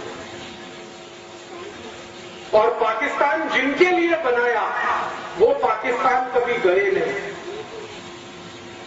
आप जानते हैं पाकिस्तान बनाने का जो सबसे बड़ा लॉजिक था वो ये कि भारत में रहने वाले मुसलमान वहां जाएंगे और उनके लिए पाकिस्तान बनेगा। वो यहां से गए नहीं, वो यहां है, शिया हो चाहे सुन्नी हो, वो भारत में ही है, वो पाकिस्तान गए नहीं। और जिन्होंने कभी पाकिस्तान मांगा नहीं उनके सिर पर यह पाकिस्तान थोप दिया गया। वो अफगानिस्तान की सीमा पर रहने वाले जो बलूची लोग हैं ना, उनके ऊपर जबरदस्ती ये थोप दिया। आज पाकिस्तान क्या है आप जानते हैं, सारा का सारा पाकिस्तान ऐसी समस्याओं से घिरा हुआ है जो उसके जन्म से शुरू हुई, और जन्म से जो समस्या शुरू हुई जिन्ना के द्वारा, उसी का दुष्परिणाम है कि आज तक उस देश में कभी लोकतंत्र नहीं रह पाया, प्रजातंत्र नहीं रह पाया, हमेशा किसी सैनिक ने उसका शासन किया। और आज भी आप जानते हैं परवेज मुशर्रफ उन्हीं सैनिकों का रूप है जो जिन्ना के द्वारा पल्लवित और पोषित हुए। लेकिन जब भारत को एक बड़ा नासूर दे गए, और वो नासूर ये भारत के 3 विलेन, एक जिन्ना, नेहरू और एडविना, ये 3 विलेन को मैं मानता हूं भारत के बंटवारे के लिए जिम्मेदार। इतिहास के सारे डॉक्यूमेंट्स यही बताते हैं। और ये जो सब हो गया कहानी, उस कहानी के बाद की अब कहानी ये है कि पाकिस्तान को चलाने वाले जो सैनिक शासक हुए, उन्होंने ये तय कर रखा है कि भारत को एक ना एक दिन वैसे ही तोड़ना है जैसे भारत ने पाकिस्तान को तोड़ा। आप जानते हैं 1971 में भारत के सैनिकों ने बांग्लादेश अलग करा दिया, और वो अलग हुआ, उसका दर्द पाकिस्तान को है। तो पाकिस्तान कहता है कि हमारा बांग्लादेश अलग हुआ तो अब हम भारत का जम्मू कश्मीर अलग करेंगे। इसके लिए 71 के बाद से जितने भी पाकिस्तानी शासक हुए, सबने आतंकवाद जम्मू कश्मीर में होना चाहिए, अलगाववाद जम्मू कश्मीर में बढ़ना चाहिए, उसके लिए काम किया है, धन भी दिया है और अपने सैनिक भी दिए हैं, और वो आतंकवाद और अलगाववाद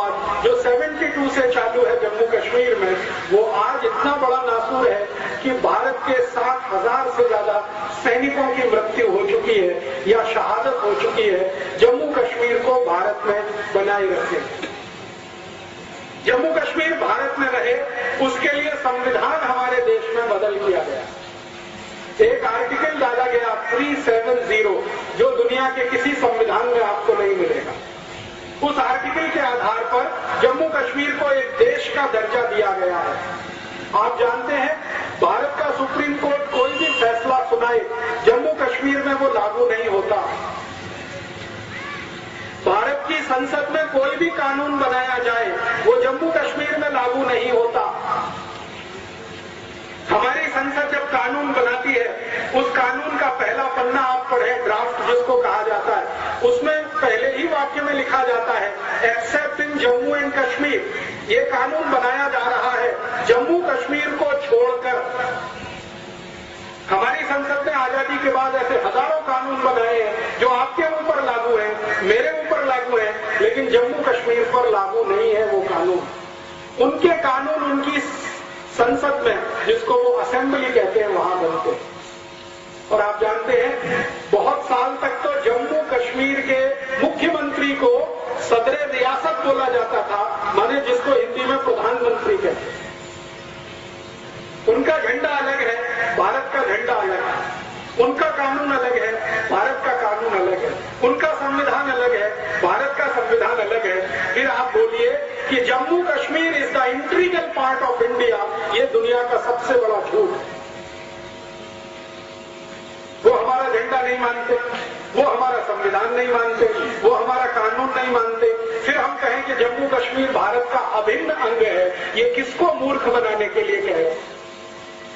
आपको सुनकर हैरानी होगी कि भारत की सरकार आपके लिए कोई भी खर्चा करे तो उसकी पाई का हिसाब controller and auditor general of India रखता है, लेकिन जम्मू कश्मीर पर हजारों करोड़ रुपए हर साल खर्च होता है, उसका हिसाब किसी के पास नहीं।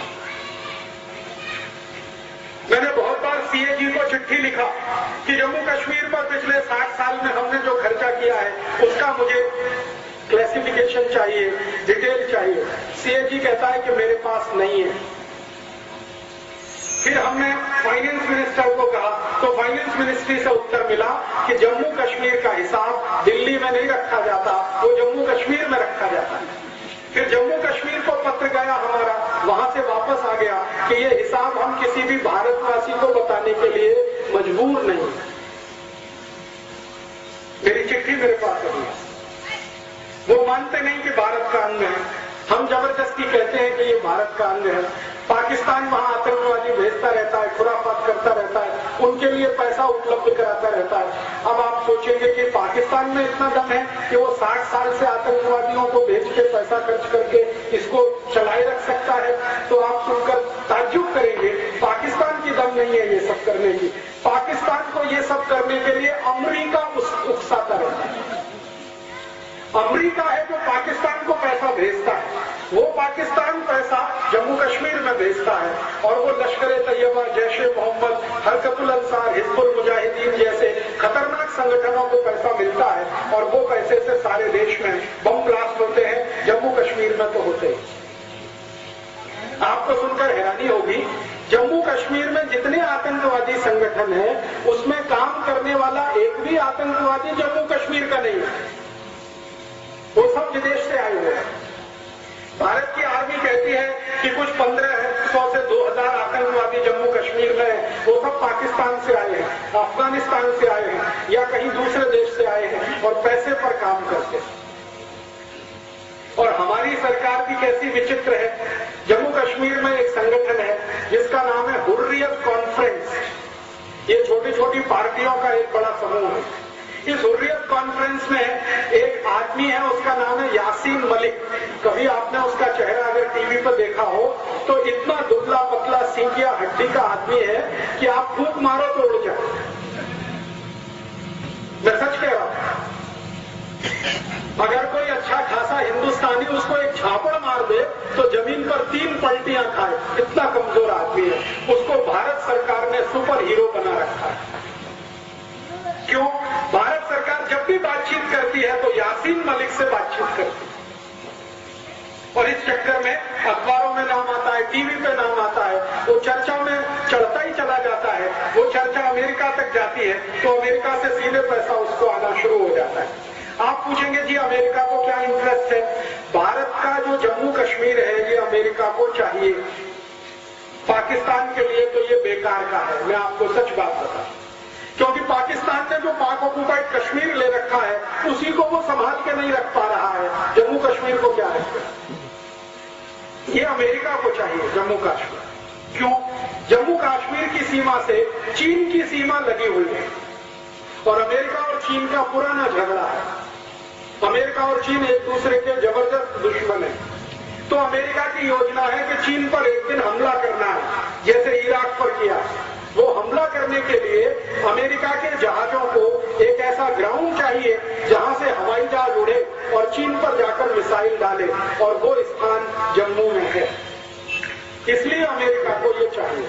तो अमेरिका बंदूक चला रहा है पाकिस्तान के कंधे पर रख के, और ये बंदूक है कि जम्मू कश्मीर भारत से अलग हो जाए, पाकिस्तान संभाल नहीं पाएगा, पाकिस्तान ये अमेरिका को दे देगा, अमेरिका फिर वहां सैनिक अड्डा बनाएगा और वो सैनिक अड्डा एक दिन चीन के खिलाफ काम आएगा। ये है राजनीति। अब आप बोलेंगे जी अगर ये राजनीति चल रही है भारत को बर्बाद करने के लिए, तो आप पूछेंगे जी हम क्या करें? आप क्या करें? मैं आपको एक विनम्र निवेदन करने आया कि आप क्या कर सकते हैं इस पूरी राजनीति को सारे देश से खत्म करने के लिए और जम्मू कश्मीर को सच में भारत में वापस लाने के लिए। अगर आप कुछ कर सकते हैं तो जानते हैं क्या? आप में से जितने भी नागरिक यहां खड़े हैं, कभी भी जम्मू कश्मीर घूमने के लिए मत जाइए। आप परेशान हो जाएंगे ये सुनकर। आप कहेंगे जी दुनिया का सबसे बड़ा स्वर्ग है, दुनिया का सबसे खूबसूरत स्थान है, हम जिंदगी भर पैसा कमाते हैं, बचाते हैं, जम्मू कश्मीर घूमने जाएंगे।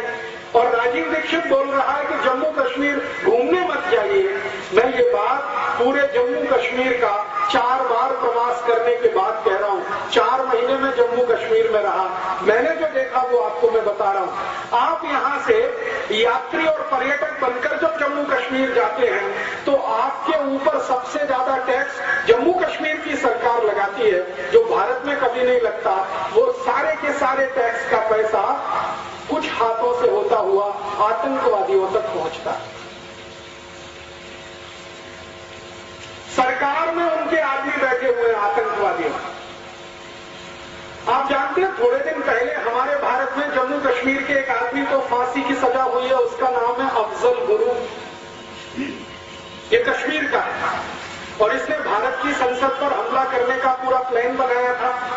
सुप्रीम कोर्ट ने उसको फांसी की सजा दे दी है, लेकिन उसको फांसी अभी तक नहीं हो रही है। कारण समझते हैं? उस अफजल गुरु को बचाने वाले सरकार में बहुत बड़े बड़े लोग बैठे हैं। और थोड़े दिन पहले तक हमारे भारत में एक ऐसा माहौल बनाया गया कि अफजल गुरु की जो फाइल है वो डॉक्टर एपीजे अब्दुल कलाम ने रोक रखी है। डॉक्टर अब्दुल कलाम ने रिटायर होने के बाद जो पहला स्टेटमेंट दिया वो ये कि मेरे पास आज तक अफजल गुरु की फाइल आई ही नहीं। रोकने का तो प्रश्न ही नहीं। तो कहां है वो फाइल? वो फाइल भारत सरकार के गृह मंत्रालय में है, जिसका मंत्री है शिवराज पाटिल। उसके पास वो फाइल है। राष्ट्रपति तक भेजी नहीं गई, क्योंकि भेज दी जाती साइन हो जाता, फांसी हो जाती। तो अफजल गुरु को बचाने वाले लोग भारत के गृह मंत्रालय में गृह मंत्री की हैसियत में है। आप किस आतंकवाद को कुचलना चाहते हैं इस देश में? जरा सोचिए। मेरा कहना बहुत स्पष्ट है कि आतंकवादियों की मदद करने वाला ही अगर गृह मंत्री है इस देश का, तो कौन से आतंकवाद से आप लड़ना चाहते हैं इस देश में? शिवराज पाटिल के पास फाइल है अफजल गुरु की, और वो फाइल वो आगे बढ़ने नहीं दे रहा है, क्योंकि अफजल गुरु को फांसी होगी। और वो फांसी होनी नहीं चाहिए। क्यों? क्योंकि अफजल गुरु एक ऐसे समूह का सदस्य है जो आतंकवाद के नाम पर भारत सरकार से पैसा लूट रहा है और जम्मू कश्मीर के नेताओं को बांट रहा है। एक बहुत बड़ा कॉकस और सिंडिकेट बना हुआ है। दिल्ली सरकार से हजारों करोड़ रुपए जाता है जिसका कोई अकाउंटिंग नहीं है। मैंने आपसे कहा वो अफजल गुरु जैसे लोगों के हाथ में ही पहुंचता है और वो फिर जम्मू कश्मीर के मुख्यमंत्री से लेकर तमाम दूसरे मंत्री और अधिकारियों में बंटता है। वो सारा पैसा आतंकवाद रोकने के नाम पर जाता है और हम उसमें कैसे मदद करते हैं? हम जम्मू कश्मीर घूमने चले जाते हैं।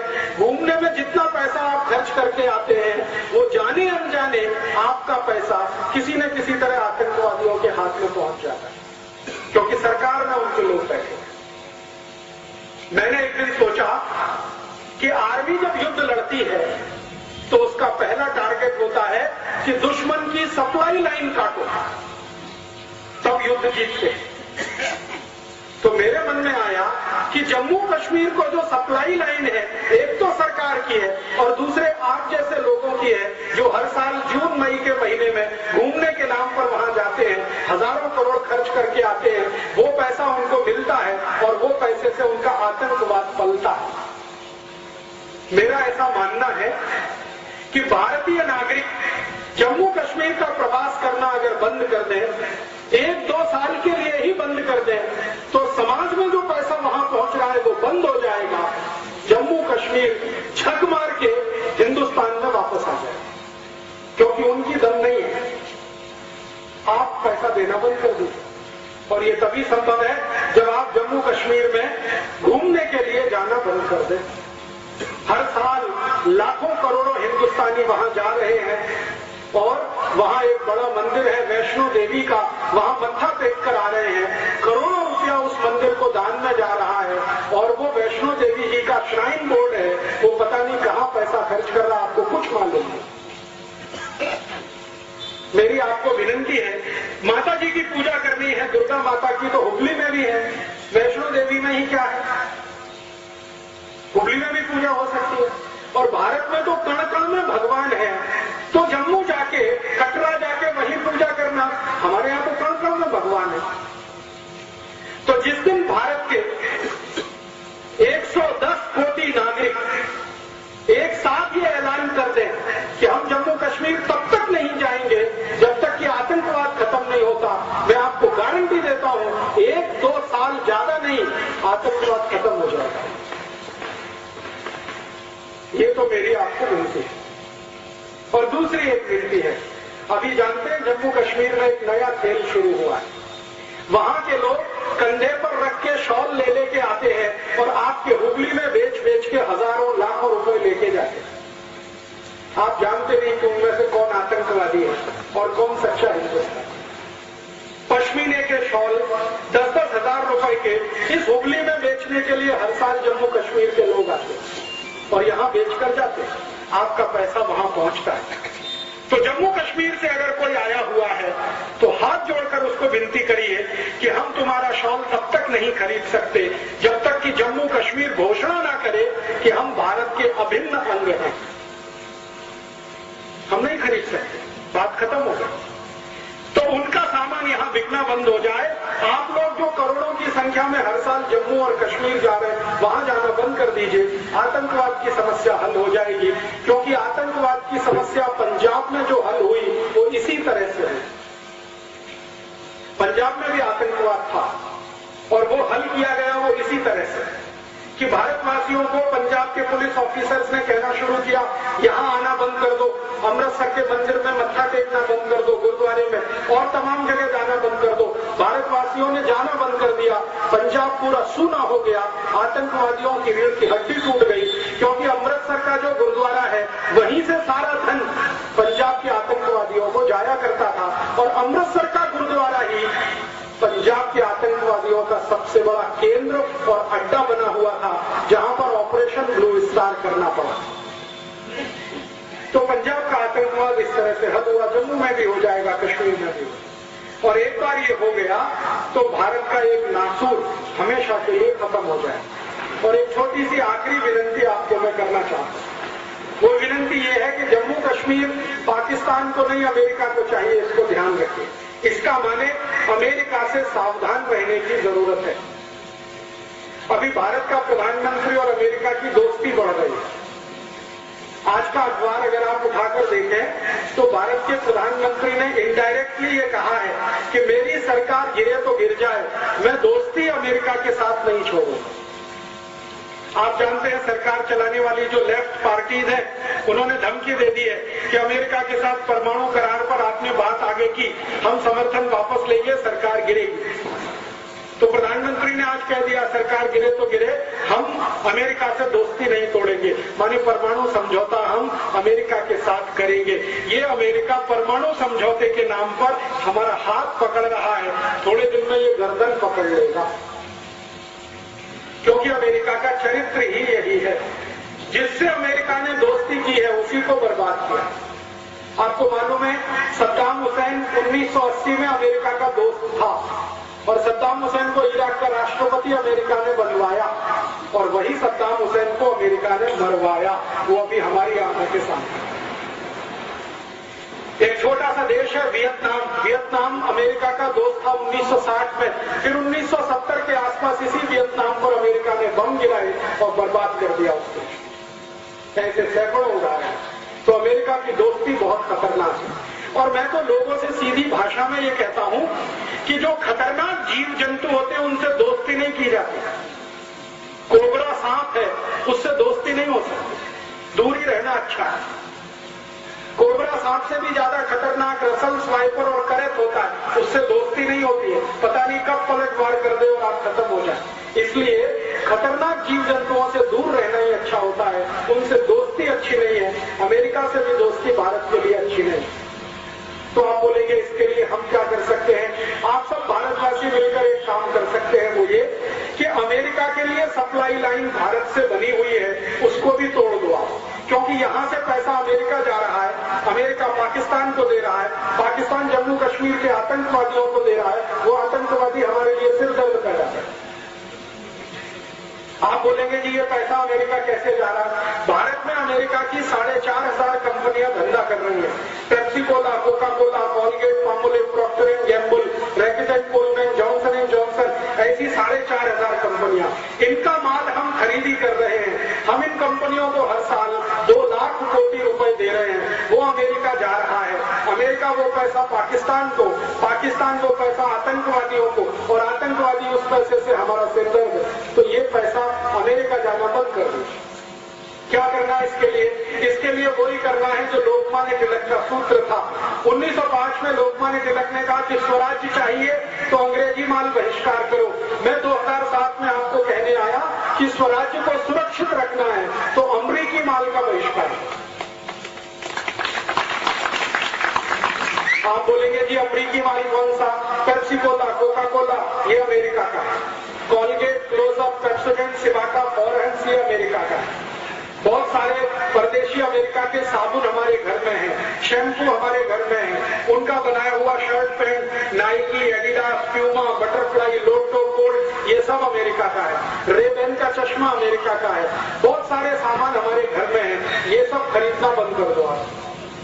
और सच में गणपति उत्सव के लिए आप अपने को अधिकारी समझते हो तो श्री लोकमान्य तिलक की तरह से अंग्रेजी और अमेरिकी सामानों की होली जला दो, आग लगा दो, तो लोकमान्य तिलक का आशीर्वाद आपको भी मिल जाए और आगे से वो खरीदना बंद कर दो। आप बोलोगे माहिती कैसे मिलेगी? क्या वस्तु अमेरिका की है, क्या भारत की है? हमारे आजादी बचाओ आंदोलन की तरफ से एक पत्रक बनाया गया है, कन्नड़ में है, मराठी में भी है, हिंदी में भी है। वो पत्रक आप ले लो, उसमें पूरी माहिती है क्या क्या वस्तु अमेरिका और विदेश से आती है, वो खरीदेंगे नहीं। पेप्सी कोला, कोका कोला पिएंगे नहीं, क्योंकि ये पानी जो आप पीते हो इसका 10,000 कोटी अमेरिका जाता है। अमेरिका पाकिस्तान को देता, पाकिस्तान आतंकवादियों को, वो आपके देश पे बम गिराते। तो पेप्सी को बंद कर दो पीना। फिर आप बोलोगे क्या पिए? यलनीर पियो, मज्जिगे पियो, कब्बिन हाल पियो, हाल पियो, कुछ नहीं मिलता तो शुद्ध नीर पियो, पेप्सी को से अच्छा।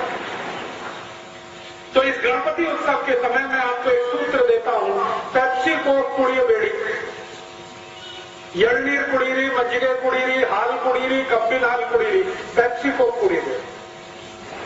ऐसे ही कॉलगेट, क्लोजअप, पेप्सोडेंट उपयोग मार बेड़ी, क्योंकि ये अमेरिकन है। तो आप बोलेंगे क्या करना? बेविन कड्डी उपयोगिसी, बेविन कड्डी, ಹೊಗೆ ಕಡ್ಡಿ, ದಂತಮಂಜನ್, लाल ದಂತಮಂಜನ್ ಜಾಸ್ತಿ ಉಪಯೋಗಿಸಿ. ಕಾಲ್ಗೇಟ್ ಕ್ಲೋಸಪ್ ಉಪಯೋಗ ಮಾಡಬೇಡಿ. लाइफॉय, लक्स, लिरिल, रेक्सोना उपयोग ಮಾಡಬೇಡಿ. स्वदेशी सोप उपयोगिसी. मैसूर संदन, चंद्रिका, मेडिमिक्स स्वदेशी सोप है, उसको उपयोग करो. बूट और चप्पल जो भी है वो हुबली के किसी कारीगर से खरीदो जो हाथ से बनाता है. बाटा कंपनी का कभी मत खरीदो, ये अमेरिकन है. बाटा, बीएससी, एडिडास, प्यूमा, बटरफ्लाई ये सब अमेरिकन है. जास्ती से जास्ती अमेरिकन वस्तु बहिष्कार. ये अगर आपने किया 1.5 लाख कोटि रुपए देश को लाभ होता है. और अगर अमेरिका को ये धन नहीं मिलेगा वो पाकिस्तान को नहीं दे सकता. पाकिस्तान को धन नहीं मिलेगा, उसकी ताकत नहीं कि वो भारत में आतंकवाद चला सके. तो हम इसमें इतना समाधान तो कर सकते हैं. मेरे एक दोस्त हैं, उनका नाम है शिव खेड़ा. वो एक बहुत अच्छी बात कहते हैं. वो कहते हैं कि भारत की कोई भी समस्या के समाधान में अगर भारतवासी शामिल नहीं है तो वो सब भारतवासी समस्या का हिस्सा हैं. अगर आप इस देश से आतंकवाद मिटाना नहीं चाहते तो आप आतंकवाद का हिस्सा हैं. अगर आप गरीबी, भुखमरी, बेकारी इस देश की दूर करने नहीं चाहते तो आप भी गरीबी, भुखमरी का हिस्सा हैं. माने जो समस्या है उसको हम समाधान करेंगे, भगवान उसके लिए हमें मदद करेंगे. तो हम समस्या के समाधान के रूप में अपने जीवन से अमरीकी चीज वस्तुओं का बहिष्कार करें, अमरीकी दवाओं का बहिष्कार करें, अमरीकी जो भोजन आया है, pizza, burger, hot dog, cold dog, ये बहिष्कार करें. कोई भी अमरीकी वस्तु नहीं वापरे. और आप में से किसी का भी कोई मित्र, बेटा, बेटी अमेरिका में है, उसको हाथ जोड़कर विनती करें कि भारत में वापस आओ. तुम्हारी भारत माता को जरूरत है, अमेरिका को इसकी जरूरत नहीं है तुम्हारी. तो ऐसा एक अभियान पूरे देश में चले जो श्री तिलक ने चलाया 1905 में, वो 2007 में फिर चले. ऐसी भावना के साथ में ये सब कहने आए. आप कहेंगे कि अमरीकी कॉलगेट, क्लोजअप और उनका पेप्सी कोक तो हम आसानी से बहिष्कार कर सकते हैं, लेकिन अमरीकी दवाओं का बहिष्कार कैसे करें? बहुत लोग कहते हैं कि अमरीकी दवाएं नहीं खाएंगे हम तो मर जाएंगे, कैंसर से, डायबिटीज से, हार्ट अटैक से. मैं आपको निवेदन ये करने आया कि आप सारी अमरीकी अंग्रेजी दवाएं खाना बंद कर दो. आपको कोई भी बीमारी नहीं मार सकती. आपके घर में, आपके रसोई में, आपके किचन में इतनी अच्छी दवाएं हैं जिनका उपयोग आप करके बीमारी से बच सकते हैं. जैसे हार्ट अटैक की बीमारी है जिसके लिए अमेरिका से बहुत दवाएं आती हैं, बंद कर दो. उस हार्ट अटैक से बचने का सबसे अच्छा औषध हमारे घर में है. हमारे घर में एक सोरेकाई है, सोरेकाई रस, मराठी में उसको कहते हैं दूधी भोपड़ा. दूधी भोपड़े का रस पीना शुरू कर दो, 3 महीने के बाद आपको हार्ट अटैक की बीमारी ही खत्म हो जाए. भारत में एक योग और प्राणायाम सिखाने वाले संत हैं स्वामी रामदेव. 3 लाख लोगों का उन्होंने हृदयघात ठीक कर दिया दूधी भोपड़े के रस से, सोरेकाई के रस. आप भी कर सकते. हृदयघात के लिए कोई डॉक्टर के पास जाने की जरूरत नहीं, दूधी भोपड़े का रस चालू करो. दूसरा आप बोलोगे जी डायबिटीज के लिए क्या? डायबिटीज के लिए बहुत अच्छी औषध है मेंथे बीज और त्रिफला चूर्ण, दोनों मिक्स करके सुबह खाली पेट खाना शुरू करो. 3 महीने में डायबिटीज में इंसुलिन लेना ही नहीं पड़ेगा. आप बोलते हैं जो जॉइंट्स पेन है, हिप जॉइंट्स में पेन है, नी जॉइंट्स में पेन है, इसके लिए क्या दवा है? इसके लिए सबसे अच्छी दवा है सुन्नत नीरू. सभी घर में है सुन्नत नीरू 1 चम्मच डेली आपने उपयोग करना शुरू किया, 3 ತಿಂಗಳಾನಂತರ सभी जॉइंट्स पेन ठीक हो जाएगा. और ये 15 वर्ष का मेरा तजुर्बा है, वो मैं बोल रहा हूं. 15 साल से मैं ये एक्सपेरिमेंट कर रहा हूं. मेंथे बीज पर, त्रिफला चूर्ण पर, सुन्नत नीरू पर, सोरेकाई रस, सोतेकाई रस, कुंबड़काई रस, बदनीकाई रस, ये सभी रसों पर एक्सपेरिमेंट करके मैं बता रहा हूं कि 148 रोग समाप्त करने का ताकत हमारे किचन में है, घर में है. औषधि का आवश्यकता नहीं है, माहिती होनी चाहिए. और आपके सबसे खराब रोग, कैंसर का भी रोग आप ठीक कर सकते हैं. जो देशी गाय होती है ना, स्वदेशी गाय, भारतीय गाय, इसका मूत्र अगर आप नियमित रूप से पिए और हर्षिन रस, हर्षिन टर्मेरिक जो ताजा ताजा आता है उसको पीस कर चटनी बनाकर रस निकालें, उसमें जेनतुक मिक्स करके लेने लगे तो गाय का मूत्र, देशी गाय का मूत्र और हर्षिन रस 4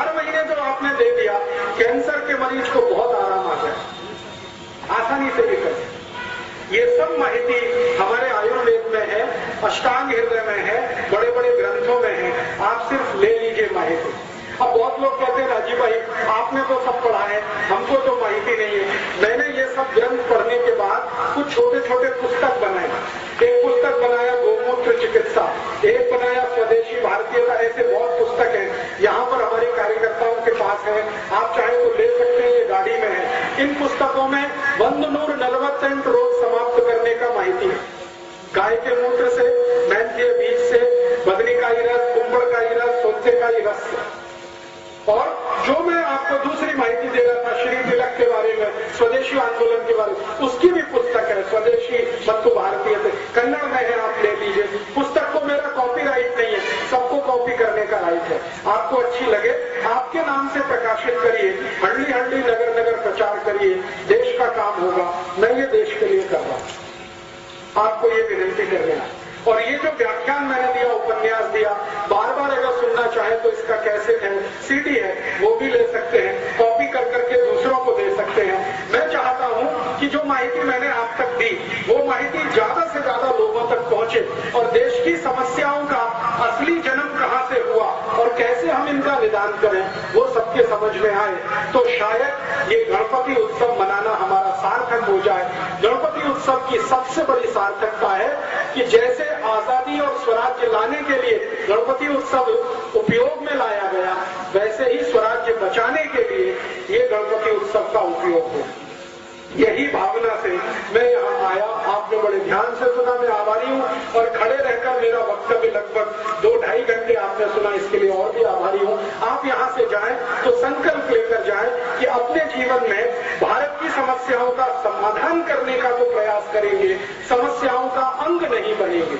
कम से कम पेप्सी, कोका कोला जैसी अमेरिकन वस्तुओं का बहिष्कार करेंगे, कॉलगेट क्लोजअप का बहिष्कार करेंगे और अमेरिकी वस्तुएं जो हमारे पैम्पलेट में है, आप ये पैम्पलेट ले जाइए, इनको ध्यान में रखकर ही अपने घर की वस्तुएं लाएंगे तो श्री तिलक की आत्मा को सच्ची श्रद्धांजलि हम दे सकेंगे। ऐसा बोलते हुए आप सभी को आभार, बहुत धन्यवाद।